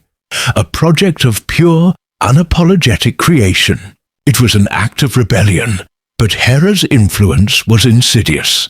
One morning, Elara sat down to work and found the warp threads, usually strong and supple, were brittle. They snapped under the slightest tension, parting with a series of sharp, frustrating pings. She tried to retie them, but the wool itself seemed cursed, fraying into dust between her fingers. She worked for hours, her knuckles white, her jaw tight, until the floor around the loom was littered with the remnants of broken threads. Finally, she slumped back, defeated, tears of pure frustration blurring her vision. "She won't even let me have this," she whispered, her voice choked. Zeus, who had been watching from the doorway, feeling each snap of the thread like a lash on his own back, came and knelt beside her. He reached out a hand, not to the loom, but to her. He gently took a broken thread from her fingers. It crumbled to nothing in his palm. "This is not the wool's fault," he said quietly. "It is a curse of unmaking. It is her essence woven into yours. Then what can I do?" she cried. "My work is all I have. Then we will find a way," he said. He did not offer a magical solution. He knew that any overt display of divine power would only invite a more direct, more devastating retaliation from Hera. He had to think as a mortal would, but with the knowledge of a god. "The wool from your sheep is tainted. We will need new material. Material she has not touched." For 3 days they worked. He led her not to the village pastures, but high into the island's rugged interior, to a hidden valley where a flock of wild mouflons, descendants of a forgotten herd, roamed free. He knew of them, of course. He knew every creature that lived under his sky. He helped her track them, moving with a predator's silence, and they gathered the tufts of coarse, strong wool the animals had shed on thorn bushes and rocks. It was not the fine, soft fleece of her domesticated sheep, but it was pure. Next, the dyes. When Elara went to her pots of madder and woad, She found the colours had turned, running into a foul, muddy brown that stained everything it touched. Hera had poisoned the very earth around her cottage again. Zeus led her away, this time to the island's treacherous northern shore, to a cove where the waves crashed against rocks covered in a rare type of lichen. "This," he said, scraping a piece off with a stone, "gives a purple deeper than any murex shell when boiled with seawater and vinegar. The Nereids themselves envy its hue." He showed her roots and berries she had never known, plants that grew only in the most inaccessible places, their properties known only to him. They became a strange, solitary team. He, the god, performed the tasks of a mortal man, hauling seawater in clay jugs, grinding roots with a heavy stone, building a hot, clean fire away from the cottage. She, the mortal, took these raw elements and practiced her ancient alchemy, her knowledge and skill giving shape to his raw power. As she worked, stirring the bubbling pots, her hands stained with the vibrant wild colours, some of the tension eased from her shoulders. She was creating again. She was fighting back not with anger, but with her art. One evening, as they sat by the fire, waiting for a pot of the lichen dye to cool, she looked at him across the flickering flames. The guise of Ethan had all but fallen away. In the firelight, his eyes held the depth of the night sky, and the lines on his face seemed carved by ages, not by the sea. "Why are you still here?" she asked, the question genuine.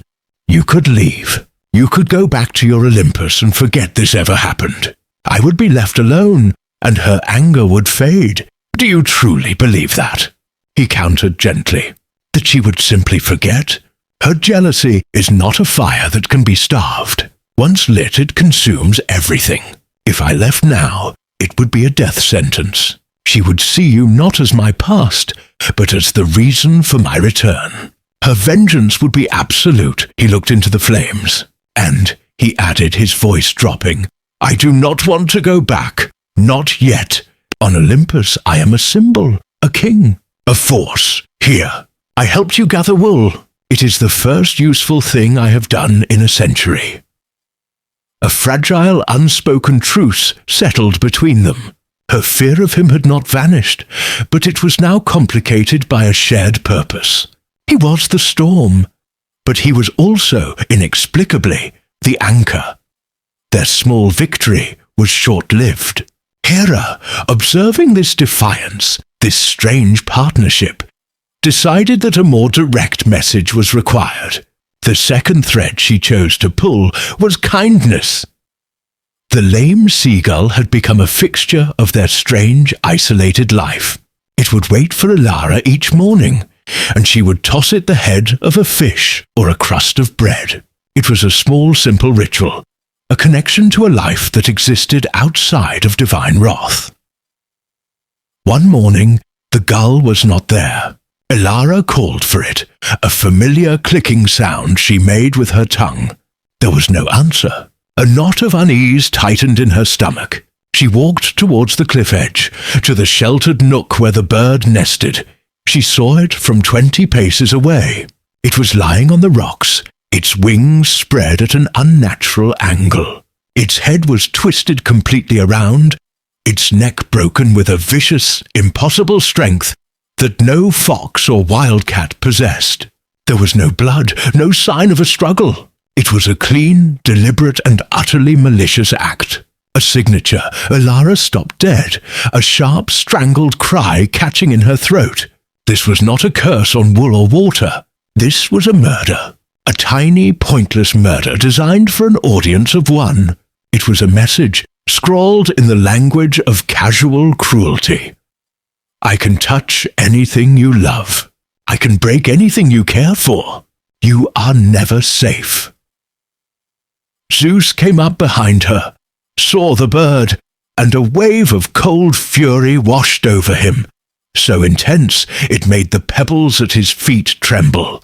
He saw Elara's face, pale and stricken, and knew that this single brutal act had wounded her more deeply than all the villagers' scorn. Hera had not just killed a bird, she had desecrated the very idea of kindness and sanctuary that defined Ilara's world. Ilara slowly knelt down, her hand hovering over the broken creature. She did not weep. Her grief was too cold, too sharp for tears. She looked up at Zeus, her dark eyes now as hard and unforgiving as the rocks around them. "This is not a war we can win with new wool and different dyes," she said, her voice dangerously quiet. "She will not stop. She will take my work, my community, my kindness. She will keep pulling the threads until my entire life is unraveled, and then she will kill me." She finally looked at him, her gaze direct and piercing. The silence in the cottage was no longer a companionable quiet. It was a vacuum, a hollowed-out space where all the simple truths of Ilara's life had just ceased to exist. His question hung between them, more real than the loom, more solid than the stone walls. "But what are you?" He looked at her, and for the first time she saw a flicker of an emotion so vast and ancient it had no human name.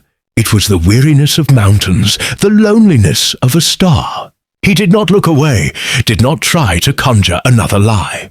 The time for that was over. He had been seen. "My name is not Ethan," he began, and the voice that spoke was different. The hoarseness of his feigned mortality was gone, replaced by a low resonance that seemed to vibrate in the very air, in the bones of her own body. It was a voice that could command legions or soothe storms, and it was pitched now to a tone of desperate raw confession. "That is the name of an eagle that once served me, a creature of the sky." He took a half-step towards her, then stopped himself, as if sensing a barrier more potent than any wall. "I have many names. In the temples of men, they call me Zeus." He said the name simply, without thunder or fanfare. But it landed in the small room with the force of a tectonic shift. Ilara felt the blood drain from her face. Zeus! Not a daemon, not a minor river god, but the king, the father of gods and men. The name was a story in itself, a tapestry of terror and creation, of golden swans and vengeful lightnings, of cosmic law and cosmic caprice. It was a name that belonged in the hymns of priests and the whispers of dying heroes, not in her small whitewashed cottage. She instinctively took a step back, her hand finding the solid, familiar wood of her loom. It was her anchor in a world that had suddenly become a myth. He saw her fear, and his face, the mortal mask he wore, contorted with a pain that looked shockingly genuine. "Please," he said, and the word was so stripped of divinity, so utterly human in its pleading, that it startled her more than his confession. "Do not fear me. That is the one thing I did not want. What did you want?" she asked, her voice trembling but firm. "My home, a disguise? A game? Your peace," he answered, and the sincerity in his storm-colored eyes was a tangible force. "I saw you from my home. I saw you sitting here under the olive tree, and you were weaving. You were humming, and you were content. I rule a universe filled with sound, with praise and curses, with the grinding of stars and the clash of armies. And I have not known a moment of contentment in 1,000 years. I wanted to understand it, to be near it."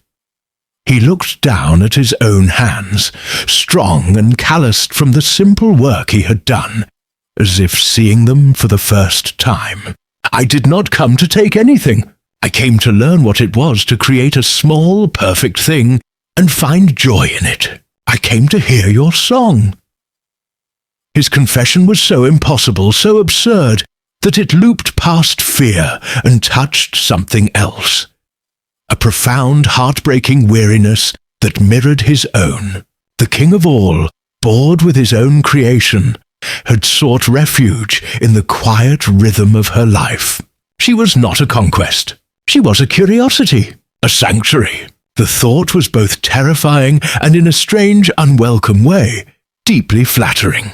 The fear remained, a cold stone in her stomach, but it was now joined by a bewildering pity. "You lied to me," she said, the accusation a simple, clean thread in the tangle of cosmic revelation. "You let me care for you. You let me believe you were a man. I had to," he said, his gaze meeting hers again. "If you had known, you would have offered prayers and sacrifices. You would have been a priestess in your own home. I did not want your worship, Elara. I wanted to know what it felt like to have a conversation that was not a petition." He gestured around the small room, at the pallet where he'd slept, at the hearth where she'd cooked for him. "This has been more real to me than my obsidian throne." Elara's mind raced, trying to weave these impossible threads into a coherent pattern. The sudden storm, his impossible healing, his strength, the wind that had obeyed his hand. It all made a terrible, perfect sense. She looked at him, truly looked at him, and beneath the guise of the sailor Ethan, she could now feel the sheer weight of his presence, an ancient gravity that bent the very air around him. She needed air. She needed the sea to be just the sea again, not the plaything of the being standing in her home. "Leave," she whispered. His face fell. "Elara? I need to think," she said, her voice gaining strength. "The world is too large in this room right now. Please, go." He held her gaze for a long moment, his eyes a swirling mix of regret and power. Then he gave a slow, solemn nod. He did not argue. He did not command. He simply turned and walked out of the cottage, leaving behind a silence that was heavier and more profound than the one his confession had created. Elara sank onto her stool, her hands trembling, and stared at the half-finished shroud on her loom, its pattern of silver waves now seeming like a prophecy of a chaos she could never have imagined. Hera's first move was not a thunderbolt or a plague, but a dream. It came to Lyra, the wife of the aging village elder, a woman whose piety was matched only by her penchant for gossip. In the dream, she did not see the radiant regal queen of Olympus. She saw a shadow fall from the cliffs where Elara lived. She saw the shadow seep into the village well, turning the water dark and brackish. She saw Elara at her loom, but the threads she wove were not of wool, but of dark hair and knotted seaweed, and the faces that appeared in the tapestry were the drowned, grimacing faces of the village fishermen. She woke with a gasp, the sheets cold with sweat, a single, poisonous thought planted in her heart by a divine hand. The weaver who lives on the cliffs has brought a curse from the sea. 2 days later, Elara, her mind still a maelstrom of confusion, walked to the village. She had not seen Ethan, Zeus, since she had asked him to leave. She assumed he was gone, returned to his celestial realm, though a strange part of her felt his absence as a hollow ache. She needed supplies, but more than that, she needed normalcy. She needed the familiar greetings of the fishermen, the gruff but fair bartering with the potter, the simple, grounding reality of her community. She received none of it. As she entered the agora, a subtle change occurred. A group of women chatting by the well fell silent, their eyes following her before they turned their backs. Crito, the baker, who always saved her a warm loaf, suddenly busied himself in the back of his shop, sending his young son out to tell her they were sold out of bread for the day. Her path through the small square, usually punctuated by waves and smiles, was a passage through a sea of averted eyes and cold shoulders. She felt a prickle of unease. Islanders could be superstitious, but she had lived among them her entire life. She was known. She was trusted. She approached Lyra, who was sorting through a basket of figs. "Lyra," she began, forcing a smile, "I came to see how your husband is feeling. The shroud is nearly complete." Lyra looked up, and her face, usually crinkled in a friendly gossip smile, was a mask of cold piety. "We will not be needing it," she said, her voice loud enough for others to hear. "The gods will protect the elder from ill fortune brought by outsiders." The implication was as sharp as a shard of obsidian. "Outsiders?" Elara repeated, confused. "Ethan is gone, if that's what you mean." "The man is not the curse," Lyra retorted, her voice dropping to a conspiratorial whisper that carried further than a shout. "He is merely the vessel. The sea gives up what it does not want, Elara, and you invited it into your home. You tended to it. You gave it comfort." She picked up a fig and examined it as if it were a precious jewel. "Some things are better left to drown."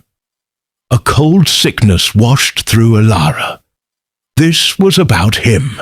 They blamed her for saving him, for the simple act of kindness that was the law of their community. But this felt like more than just suspicion. It was a deep-curdled animosity. She looked around the square and saw it reflected in every face that glanced her way. She was no longer Elara the Weaver. She was Elara the Tainted, the woman who had harbored a thing of ill omen. She left the agora with an empty basket and a heavy heart, the whispers following her like biting flies. Hera's poison was working. The first thread of Elara's peaceful life, her community, had just been pulled taut to the breaking point. She walked the cliff path back to her cottage, her mind reeling. The injustice of it was a bitter pill. She had done nothing wrong. As she rounded the final bend, she saw him. He was not on Olympus. He was sitting on a rock overlooking the sea, 100 paces from her door, exactly where he had been for 2 days. He had respected her wish for space, but he had not left. He was keeping a silent, lonely vigil. He stood as she approached, his face etched with worry. He had clearly seen her return from the village, had read the story of her rejection in the slump of her shoulders. "What happened?" he asked, his voice quiet. "They've cast me out," she said, the words flat and lifeless. "They believe I've brought a curse upon the village by saving you." He closed his eyes, and the powerful body of the mortal Ethan seemed to shrink, to sag under a weight that had nothing to do with gravity. "This is my fault," he breathed. "No, this is not the work of superstitious fishermen. This is too swift, too precise. This is her work, her?" Elara asked, though she already knew the answer. There was only one her, whose wrath could move with such cruel and silent efficiency. Hermes did not fly back to Olympus.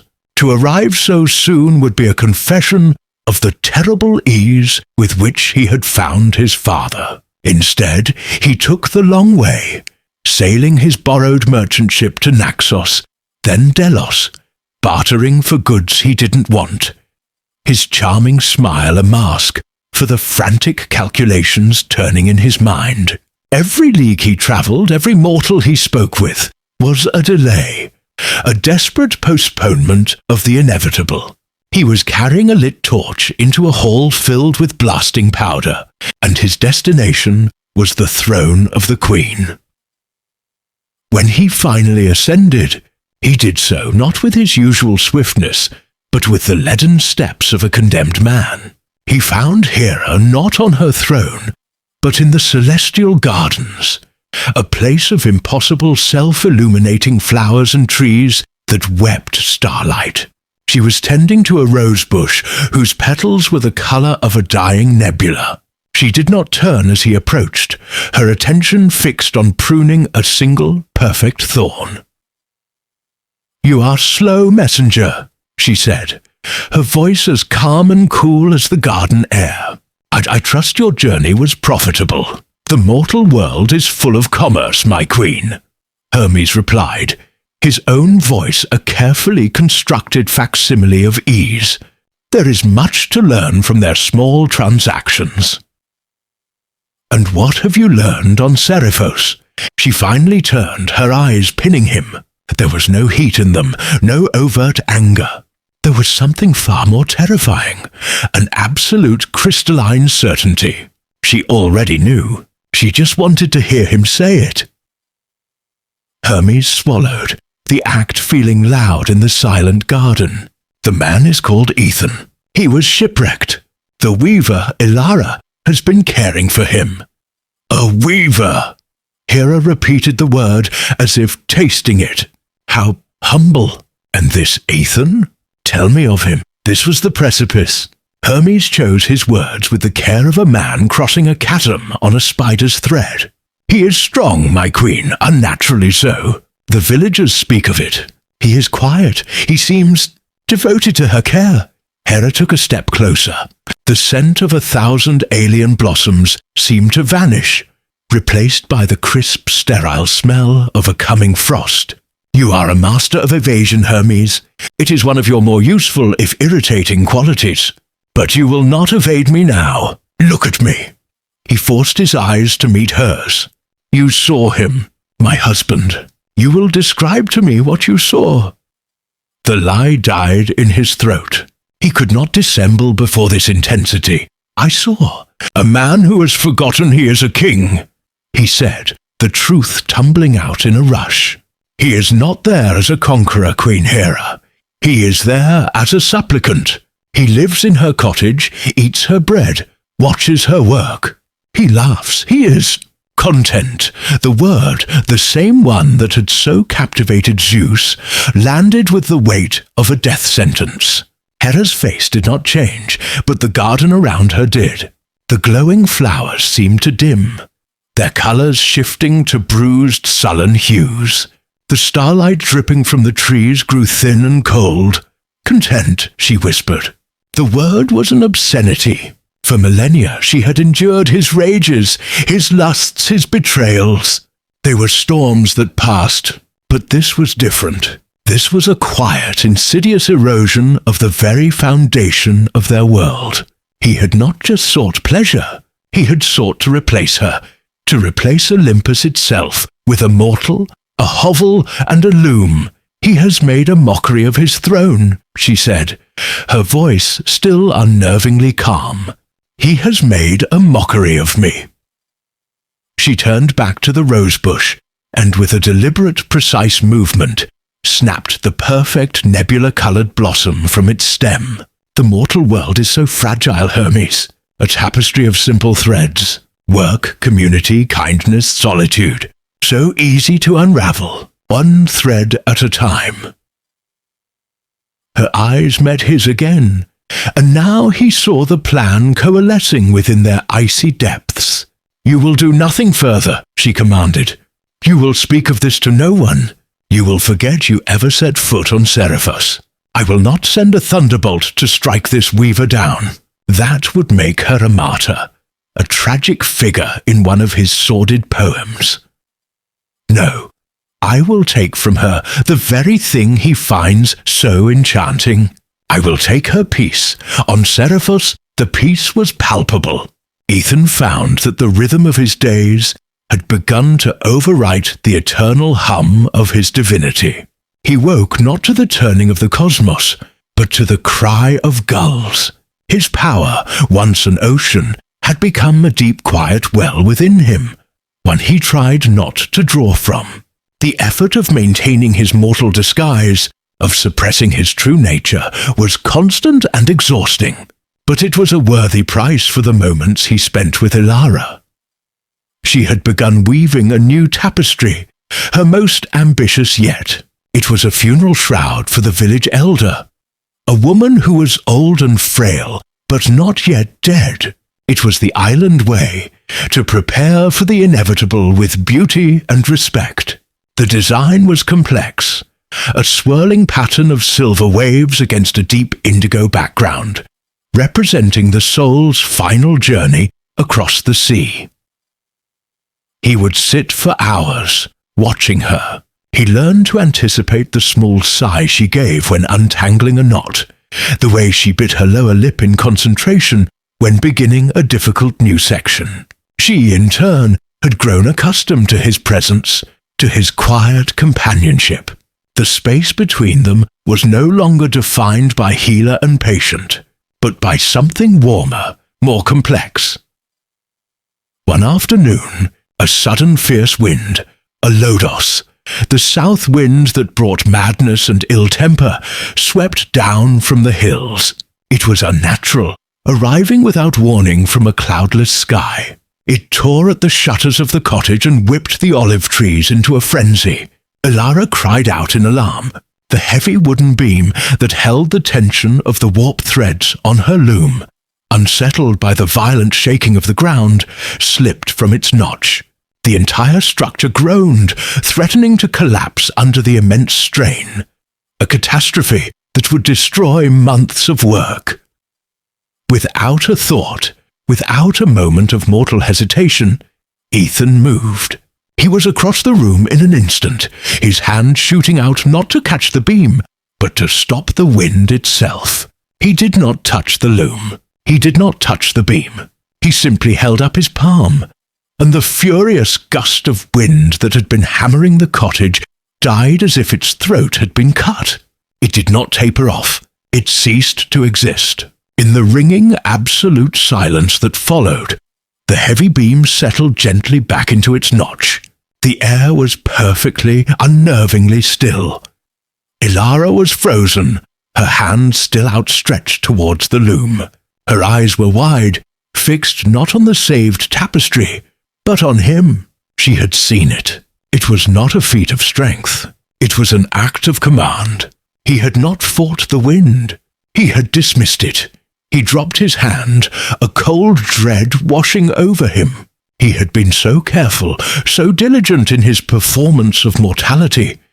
But instinct, the ancient ingrained authority of a god, had betrayed him. The lie was shattered. She stared at him for a long time, her face pale. The usual warmth and calm in her expression were gone, replaced by a dawning awe that was quickly being eclipsed by fear. He could see the pieces clicking into place behind her dark, intelligent eyes. The impossible strength, the shipwreck with no ship, the storm-colored eyes, and now this casual defiance of the laws of nature. She finally took a slow, shaky breath. She did not scream. She did not run. She was a weaver. A woman who understood that all threads, no matter how tangled, led back to a source. She looked at this man who had saved her work, this stranger who had healed in her home, this mystery who had filled her solitude, and she asked the only question that mattered, her voice a fragile whisper in the sudden, profound silence. "What are you?" The silence that followed was not awkward, but filled with a new, delicate resonance.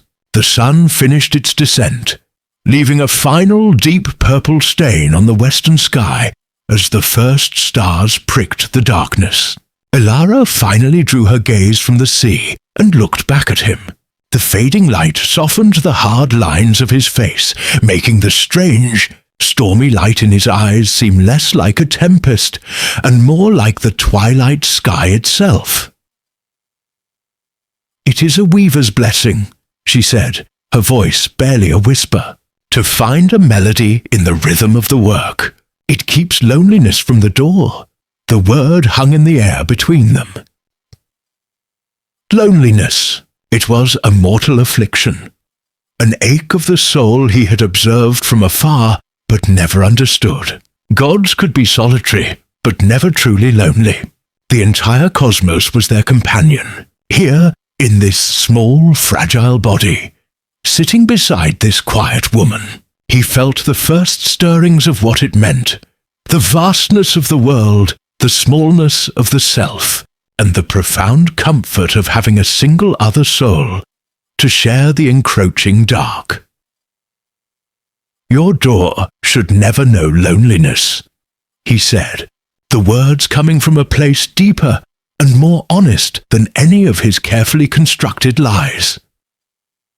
In the days that followed, the dynamic in the small cottage shifted. He was no longer just the patient. His ribs healed with a speed that was not quite mortal, and his strength returned, magnified by a divine constitution he could not fully suppress. He began to take on tasks, driven by a desperate need to be useful, to earn his keep in a way that had meaning beyond a king's decree. His first attempt was at chopping wood.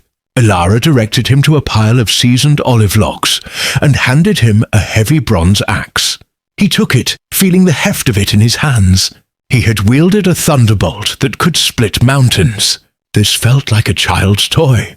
He swung, pouring a fraction of his frustration and pent-up power into the blow. The axe met the log not with a clean thwack of splitting wood, but with a sound like a thunderclap. The log didn't just split. It exploded into a shower of splinters and shards, and the axe head, its handle shattered in his grip, flew 20 paces and embedded itself in the trunk of a cypress tree. He stood there, stunned, holding the splintered remains of the handle. Elara, who had been tying up bundles of herbs nearby, stared with wide, unblinking eyes, first at the obliterated log, then at the quivering axe head in the tree, and finally at him. There was no fear in her expression, but a deep, unnerving bewilderment. "The sailors of Chios must be very strong," she said, her voice carefully neutral. He felt a flush of heat, the mortal manifestation of shame. The wood was dry, he offered lamely. She did not press him, but from then on, he saw a new watchfulness in her eyes. She began to give him tasks that required strength, but also a measure of control, as if testing the limits of this strange man the sea had given her. He carried water from the well, not 1 jug, but 4, with an ease that made the other villagers stare. He helped her re-warp her massive loom, lifting the heavy crossbeam, a task that usually required 2 strong men, as if it were a sapling. During that task, they worked in close quarters, her scent of wool and sun and the wild thyme that grew on the cliffs, filling his senses. She instructed him how to hold the beam steady, her hands brushing his as she guided him, and the simple, unintentional contact was more potent than any immortal's embrace. He felt the coarse texture of her calluses, the warmth of her skin, and for a terrifying moment, he feared his heart would betray him, its frantic, human beating a drum against his ribs loud enough for her to hear. His lies became a constant, grating burden. She would ask about his life in Chios, about the family he'd lost to a fever, about the cargo on his ship. All details he spun from the ether, tales of a life he had never lived. And with every story he told, he felt a deeper sense of sacrilege. He was not just deceiving her. He was polluting their shared space with falsehoods, building their fragile connection on a foundation of lies.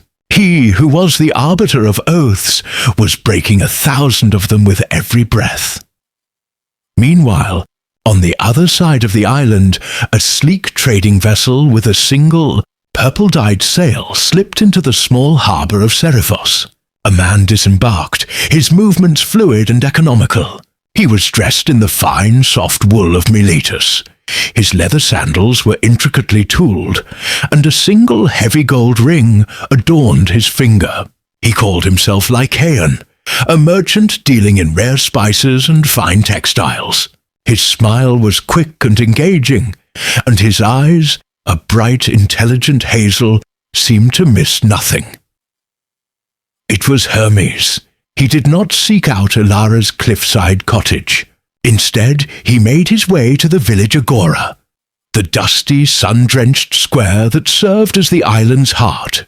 He set up a small stall, laying out a few bolts of richly coloured cloth, and several small ornate clay jars filled with exotic, fragrant spices. His true trade, however, was in words.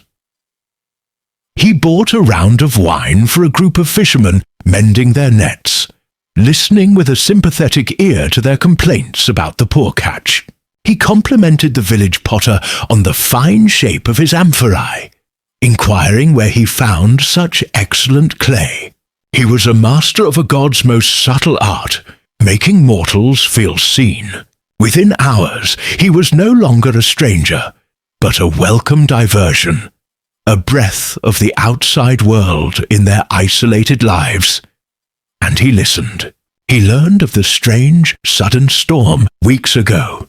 He heard whispers of the weaver, Ilara, who lived alone and had pulled a shipwrecked sailor from the surf. A man of prodigious strength, they said. A quiet man who kept to himself. The villagers spoke of him with a mixture of suspicion and awe. They called him Ethan. I am in the market for the finest cloth, Lycaon mentioned casually to the potter while examining a finely glazed cup.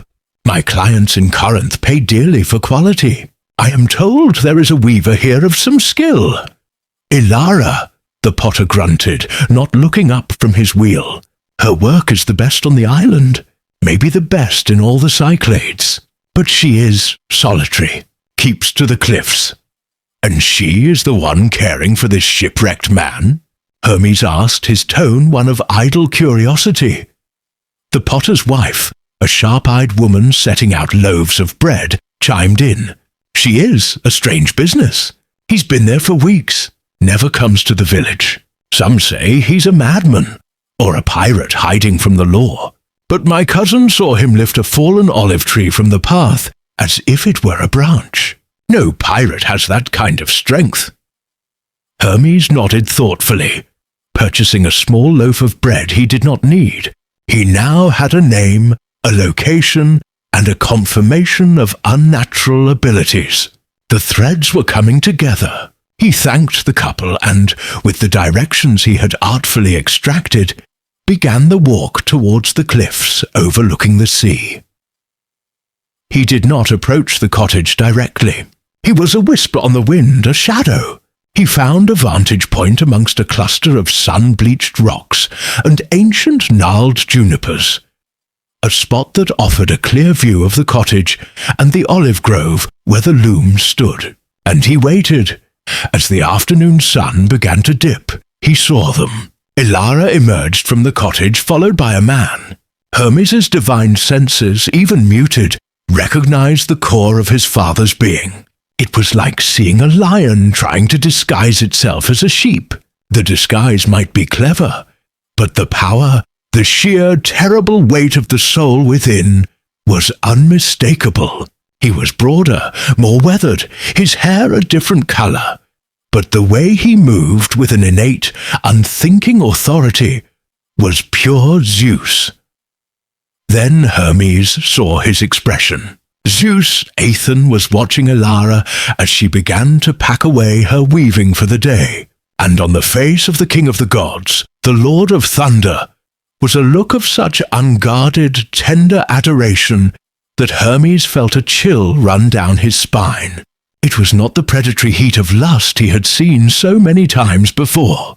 This was something else entirely. It was quiet, it was profound, and it was, to the cosmic order, infinitely more dangerous. He watched them share a simple evening meal outside the cottage. Bread, cheese, and olives. He saw Zeus laugh at something she said, a real, unforced sound that Hermes had not heard in centuries. He saw her reach out and gently brush a crumb from the corner of his mouth. A gesture of casual intimacy so shocking in its context that Hermes almost betrayed his position. This was not an affair. This was a life. His father was not conquering a mortal. He was attempting to become one. The full, terrifying scope of the situation settled upon Hermes. Hera had suspected a dalliance. The reality was a cataclysm.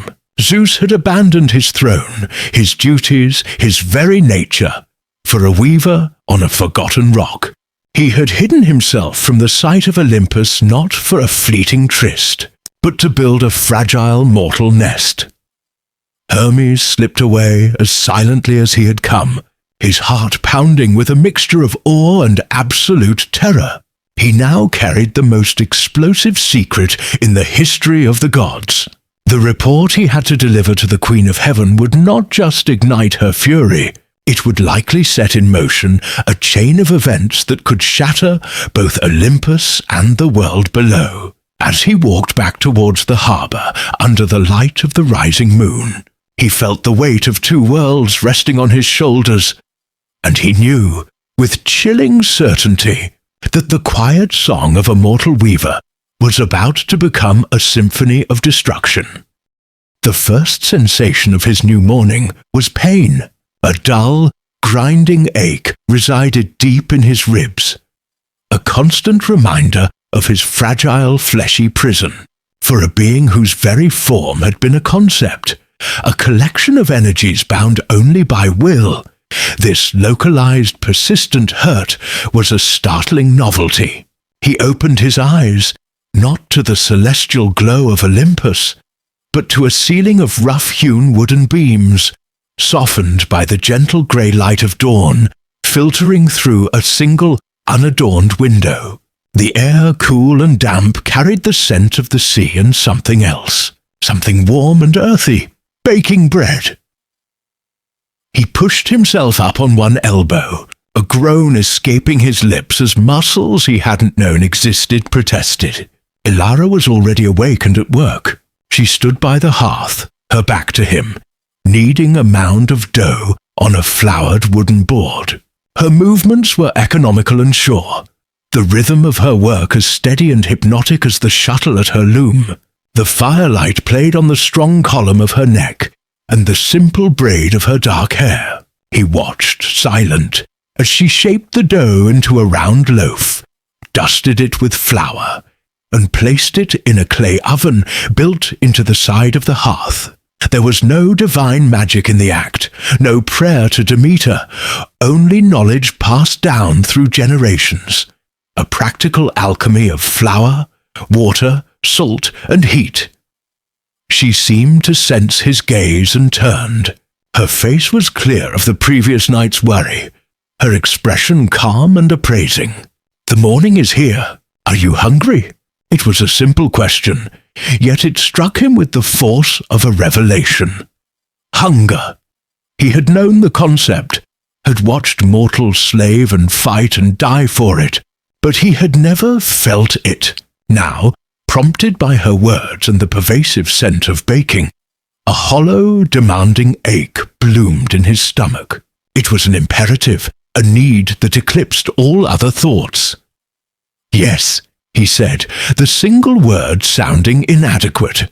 "Yes, I am." She nodded and brought him a wooden bowl of goat's milk, still warm, and a piece of yesterday's bread.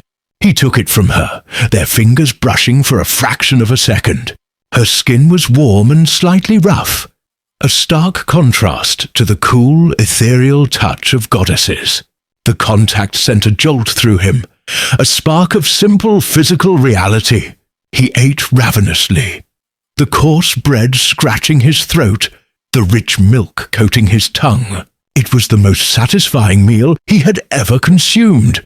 "You are a sailor?" she asked, sitting on a low stool across from him, her hands now occupied with spinning wool onto a drop spindle. The spindle danced and twirled in the air, a miniature world turning on its axis, fed by the thread of her fingers. "I was," he lied, the fabrication feeling clumsy on his new tongue. "A trader from Chios. Our ship was caught in the squall. I do not know if any others survived." He added the last part for verisimilitude, a touch of tragedy to make his tale more plausible. It tasted like ash in his mouth. "The sea does not often give back what it takes," she said, her voice devoid of sentimentality. It was a statement of fact, an acceptance of the world as it was. You were fortunate. Because of you, he countered, looking at her directly. Her eyes, the color of dark, rich earth, met his. They held no guile, only a quiet strength that he found more disarming than any divine power. She gave a slight shrug, her focus returning to the spinning thread. It is our way. We are few on this island. We have only each other to rely upon when the world turns against us. Over the next few days, this simple truth became the rhythm of his existence. His godly impatience warred with the slow, deliberate pace of mortal healing. He who could reshape mountains with a thought found himself struggling to walk to the cottage door and back without his ribs screaming in protest. He whose voice was the thunder learned to speak in quiet tones, to ask for water, to thank her for a change of bandage. He became a student of her life. He learned the different sounds the loom made. The sharp clack of the shuttle passing through the shed. The soft percussive thump of the beater pressing the weft into place. He watched her dye wool in bubbling pots over an outdoor fire, her arms stained with the vibrant hues of madder root and woad. He saw the way she spoke to the lame seagull, a stream of gentle, nonsensical chatter as she tossed it a scrap of fish. He learned that the sun, which he had once commanded, was now a thing to be sought for its warmth in the cool mornings and avoided in the heat of midday. His helplessness was a constant source of frustration. One afternoon, as she struggled to haul a heavy jug of water up the path from the village well, his ingrained instinct to command, to act, surged within him. He stood intending to take it from her, but a sharp, stabbing pain in his side buckled his knees and left him breathless. She set the jug down and rushed to his side, her brow furrowed with concern. "Ethan, you are not yet strong enough. You must have patience." He looked from his trembling hands to her worried face, and a wave of something akin to shame washed over him. Patience. It was a virtue he had always demanded of mortals, yet had never practiced himself. "I am not used to being useless," he muttered. The words more bitter than he intended. Ilara's expression softened. To heal is not to be useless. It is its own kind of work. The earth does not rush the growing of the olive tree. It gives it sun and water and time. You must do the same for yourself. She helped him back to his pallet, her touch firm and reassuring. In her simple wisdom, there was a truth more profound than any pronouncement from an oracle. While Zeus learned the lessons of patience and pain on Seriphos, Hera began her own work on Olympus. She moved through the celestial halls with an unreadable serenity, her composure a mask of ice over a core of cold fire. She knew a direct confrontation would be pointless. Zeus would lie, dissemble, and thunder with manufactured outrage. She required proof. She needed eyes on the ground. She found Hermes in the celestial gymnasium, practicing his sprints between two shimmering pillars that marked the distance from dawn to dusk. He moved in a blur of gold and white, his winged sandals barely whispering against the polished floor. "Hermes," she called. Her voice, though perfectly modulated, cut through the air and stopped him in his tracks. He turned, a wary but charming smile on his face. He was the diplomat, the messenger, the one who navigated the treacherous currents between the wills of the major gods. He knew the subtleties of a summons. "My queen, you are radiant today. The very light of heaven seems to bend in your presence." Hera was immune to his flattery. "Leave your pleasantries. I have a task for you." "Always at your service," he said, the smile becoming a little more fixed. He approached her, his posture one of attentive readiness. "My husband has taken an interest in the mortal world." "A specific interest?" on the island of Seriphos. She watched his face for any flicker of recognition, but Hermes was the master of the neutral expression. He has shielded the place from my sight. I find this displeasing. Shielded? Hermes echoed, allowing a sliver of professional surprise to show. That is a significant exertion of will. Unprecedented, one might say. Precisely, Hera said, her voice dropping, becoming as sharp and thin as a shard of ice. I want you to go there, not as a messenger of the gods, be unseen. A traveling merchant, a lost sailor, a shadow. I care not for the disguise. I want you to observe. I want to know who holds the king of Olympus in such thrall that he would hide a speck of dust from his own wife. Find this person. Learn everything. But you will not interfere. You will not speak to him. You will not let him know you are there. You are to be my eyes, nothing more. Do you understand? Hermes understood perfectly. This was not a simple errand. This was espionage at the highest level, a command from the queen to spy on the king. It was a perilous, razor's-edge assignment where a single misstep could bring the wrath of both down upon him.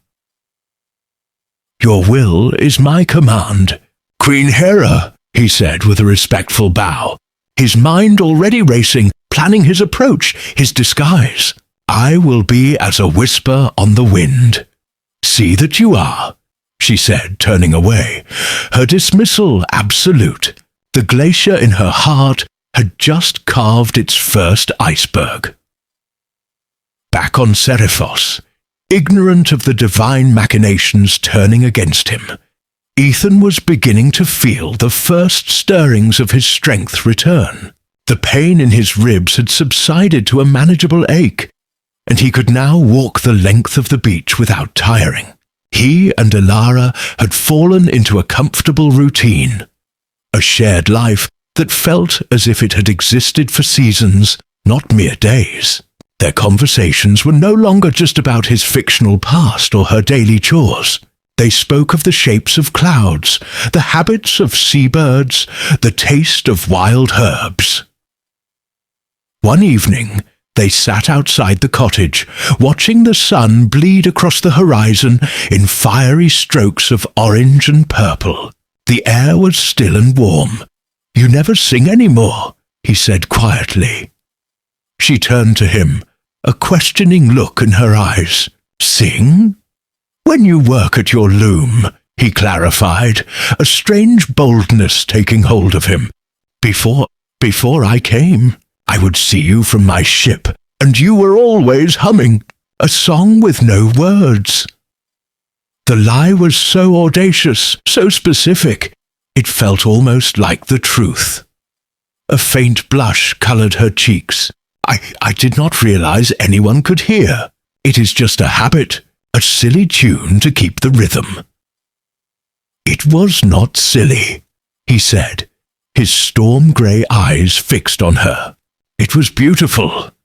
She looked away towards the darkening sea, but not before he saw the small, pleased smile that touched her lips. Hera's gaze followed him, 2 chips of winter ice in the celestial glow. She did not speak, but her silence was more potent than any accusation. She saw him stride past the eternal hearth, where Hestia tended the flames of Olympus, his steps ringing with a finality that chilled the very air. He was not going to war, nor to broker a dispute between Poseidon and Hades. This was a departure of a different, more personal, and therefore more dangerous kind. Zeus did not look back. To meet her eyes would be to acknowledge the betrayal before it was even committed. He walked to the edge of the celestial mountain, to a precipice where the golden clouds of their realm gave way to the swirling, cerulean currents of the mortal sky. He did not leap, nor did he call for a chariot of lightning. Instead, he closed his eyes and began to unmake himself. It was a process more agonizing than any wound. First, he relinquished his omniscience, the symphony of the cosmos, The grinding of tectonic plates in the world below, the whispered prayers from 100,000 temples. The silent, elegant dance of distant nebulae crumbled into an unbearable cacophony, and then into a profound, terrifying silence. He was deafened by the lack of everything. Then he let go of his omnipresence, the sense of being simultaneously in all places, of his essence woven into the fabric of the sky, collapsed inwards until it was contained within the sudden, shocking confines of a single form. He felt the phantom pains of 1 billion non-existent limbs vanishing. He shaped his new vessel from memory and desire. The body of a man in his prime, strong not with divine power, but with the earned muscle of a life at sea. His hair he made the colour of wet sand, his skin bronzed and weathered. The only part of his divinity he could not fully mask was his eyes. They remained the colour of a storm-gathering sky, shot through with flecks of gold like distant lightning. Finally, he cloaked himself in vulnerability. He drew in the sensations of mortality like a man taking his first breath. The sharp sting of salt in the air, the chill of the wind on bare skin, the grating weight of a body subject to gravity. He was no longer a god observing. He was a man, about to be caught in a storm of his own making. He gathered the obedient winds of the Aegean, not with a command, but with a gentle, persuasive whisper. He coaxed a storm from a placid sky, piling clouds like bruised fruit upon the horizon. He called forth the waves, urging them into a frenzy. Then he cast himself into the churning sea, a league from the coast of Seriphus, and let his creation batter him. The reality of the experience was a brutal shock. The cold was a physical blow, stealing the breath from his new lungs. The force of the waves was immense, not a power to be commanded, but a blind, chaotic force that sought to crush him. He swallowed salt water that burned his throat and slammed against a piece of driftwood. The splintering pain in his ribs, so sharp and real, it almost made him laugh. This was what it was to be alive, to be fragile, to fight against an indifferent world. For the first time in millennia, Zeus felt fear, and it was exhilarating. Elara heard the storm's sudden fury and secured the shutters of her small cottage. She was used to the sea's temper. It gave and it took, and a wise islander respected its moods. She lit a clay lamp, the small flame casting warm, dancing shadows on the walls, illuminating the neat stacks of dyed wool and the silent, imposing frame of her loom. As the wind howled, she sat not with fear, but with a familiar, quiet resignation, her hands methodically mending a fishing net, a task for a night when the world outside was in turmoil. The storm passed as quickly as it had arrived, leaving behind a sky washed clean and a sea that sighed and grumbled as it settled. Drawn by the sudden peace, Elara stepped outside. The air was cool and tasted of salt and rain-soaked earth. It was then, as her eyes scanned the beach below her cottage, that she saw it. A dark shape, tangled in seaweed and debris, lying motionless at the water's edge. It was not a log or a broken piece of a boat. It was the shape of a man. Her heart gave a painful lurch. Shipwrecks were not uncommon, but their outcomes were almost always grim. Grabbing a heavy woolen blanket, she scrambled down the familiar rocky path to the shore. As she drew closer, she saw him more clearly. He was lying face down, one arm flung out as if reaching for something. His clothes were torn, and his back was raked with angry red scratches. For a moment she was certain he was dead. Then, as a wave washed over his legs, she saw his fingers curl slightly in the wet sand. He was alive. With a strength born of necessity, she turned him over. The face that stared blankly up at the emerging stars was battered and bruised, but it was a strong face, with a square jaw and a straight nose. His hair was plastered to his forehead, and a cut on his temple was bleeding sluggishly. She pressed her fingers to his neck, feeling for a pulse. It was there, faint but steady. A wave of relief, closely followed by a sense of immense responsibility, washed over her. She could not leave him here. She managed to half-drag, half-carry him up the path, his weight a staggering burden. Inside her small home, she laid him on a straw pallet near the hearth. She cleaned his wounds with wine and fresh water, her movements gentle and efficient. She covered him with the driest blankets she owned and stoked the fire, filling the small room with a comforting warmth. She worked in silence, her mind focused entirely on the task of preserving this fragile life that the sea had thrown at her feet. Zeus drifted in and out of consciousness. The pain in his ribs was a dull, constant fire. He was aware of a gentle warmth, the scent of wood smoke and lavender, and a soft touch on his brow.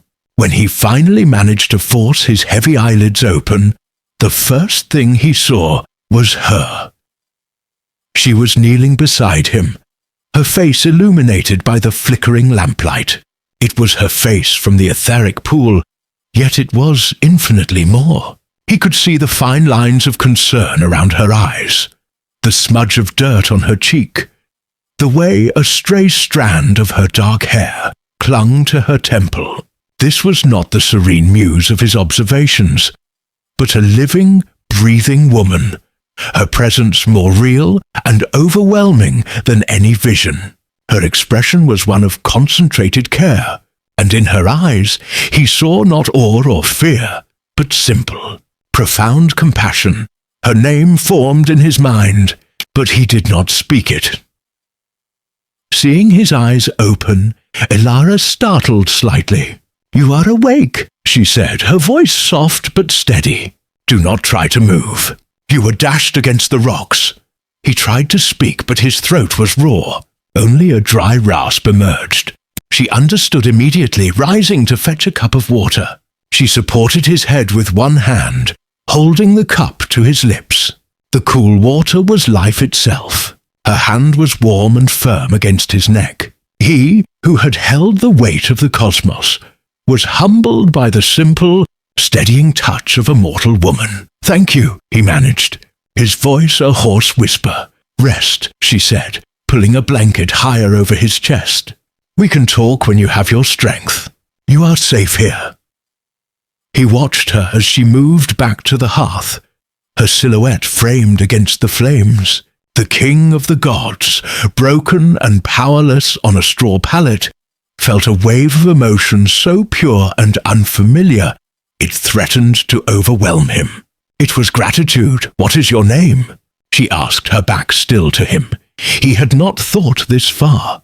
The lie came to him, born of the ether from which he had come. "Ethan," he said. "My name is Ethan." Elara turned, a small, tired smile on her face. "Rest now, Ethan. The sea is finished with you for tonight." He closed his eyes. The image of her smile burned into his mind. He had his moment of mortal peace, and it was more terrifying and beautiful than he could have ever imagined. Meanwhile, on Olympus, the great hall was silent save for the crackling of Hestia's hearth. Hera stood alone before the etheric pool. She had seen Zeus leave, had felt the shift in the heavens as he orchestrated his petty storm. Now she sought to see where he had gone, who had drawn him from his throne with such unprecedented force. But the pool, which should have obeyed her will, was turbulent. Where the island of Seriphos should have been shimmering into view, there was only a deliberate shimmering opacity, like heat haze on a summer road. He had veiled it. He had hidden a piece of the mortal world from her. The realization settled in her heart, not as a fire, but as a glacier. This was no fleeting affair with a nymph, no crude conquest of a princess in the shape of a beast. To hide his actions from her, his queen, was an act of profound intent. It meant he was protecting something, or someone. Her hands clenched into fists at her sides, the knuckles white. She looked up from the obscured pool, her gaze sweeping over the empty obsidian throne. A cold, patient fury began to build within her, an ancient power gathering itself. She would not rage. She would not throw tantrums like her husband. That was not her way. She was the goddess of marriage, the queen of heaven. She understood patience. She understood consequences. She turned away from the pool, her movements calm and regal. Let him have his fleeting game. Let him play at being a man. The truth, like all things, would eventually surface. And when it did, she would be waiting. The mortal world was fragile, and the wrath of a queen could be more devastating than any storm.